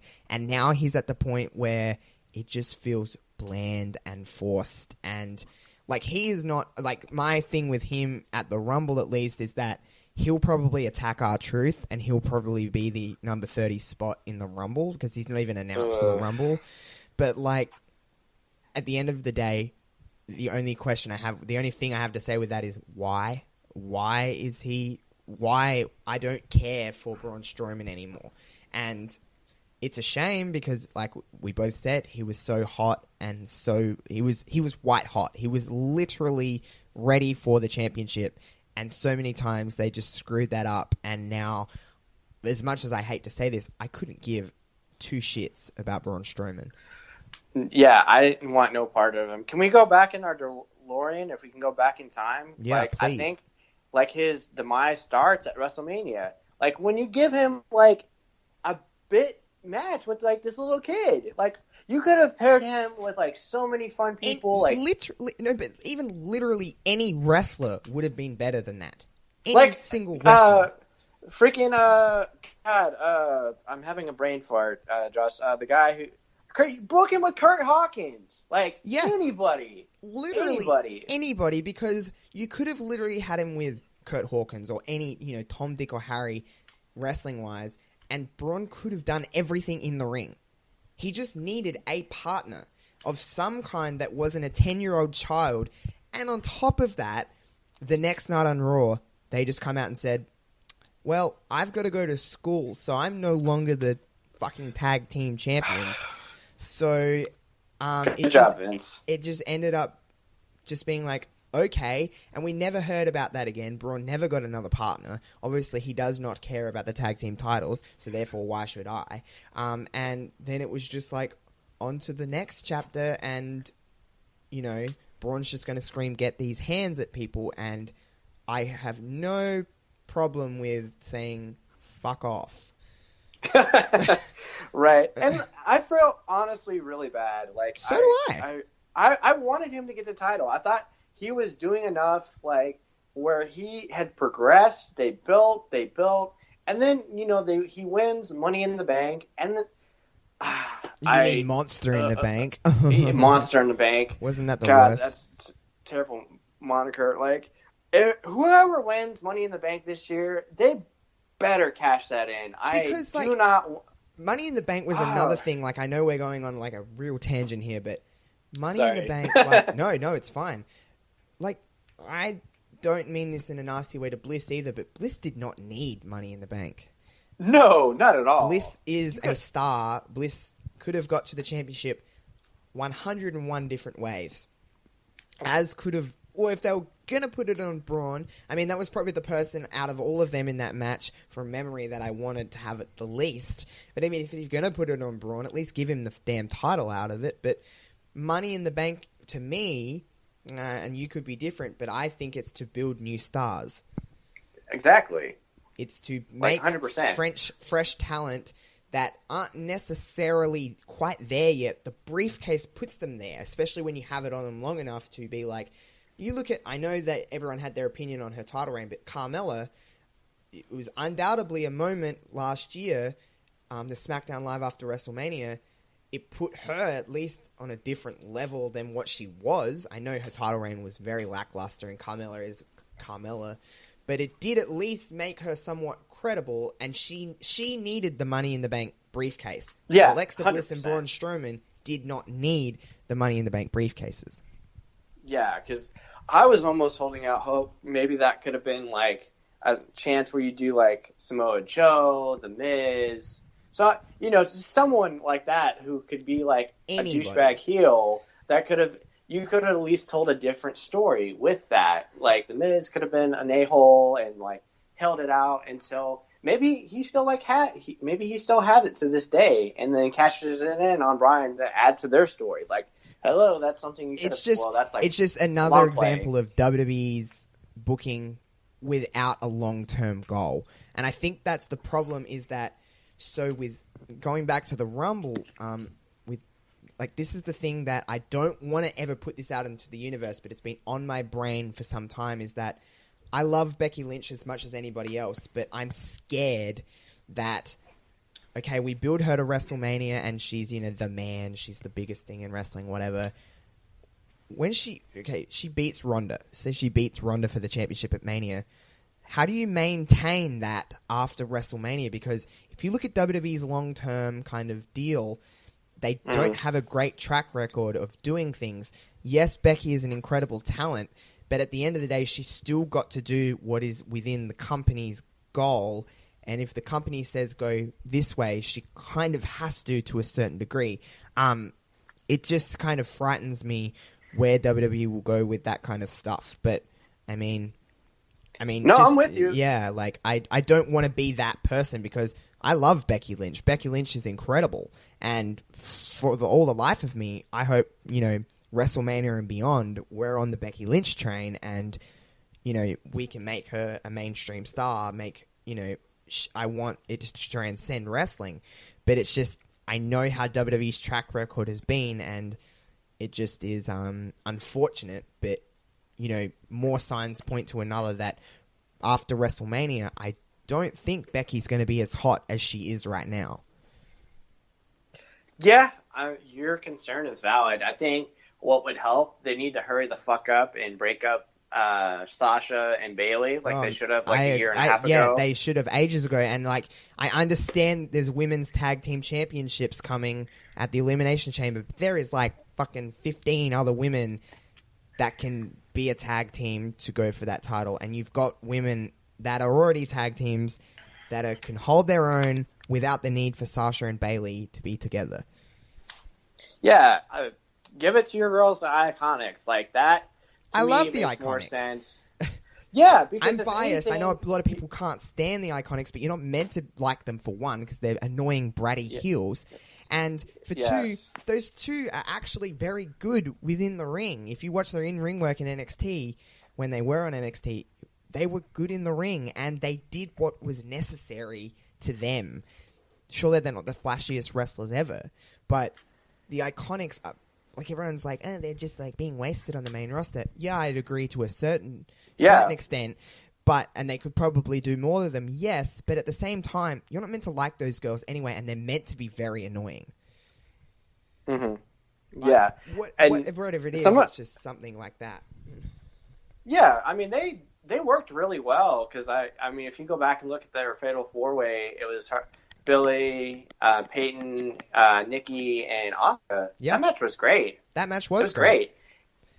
And then I think of, like, stuff moves. I think there was one time where it was Ruby Riott versus Peyton Royce, and Billie Kay was on the outside, and Billie Kay just kicked the living crap out of Ruby Riott. I remember like, that was shit. it was just like, dang. Yeah.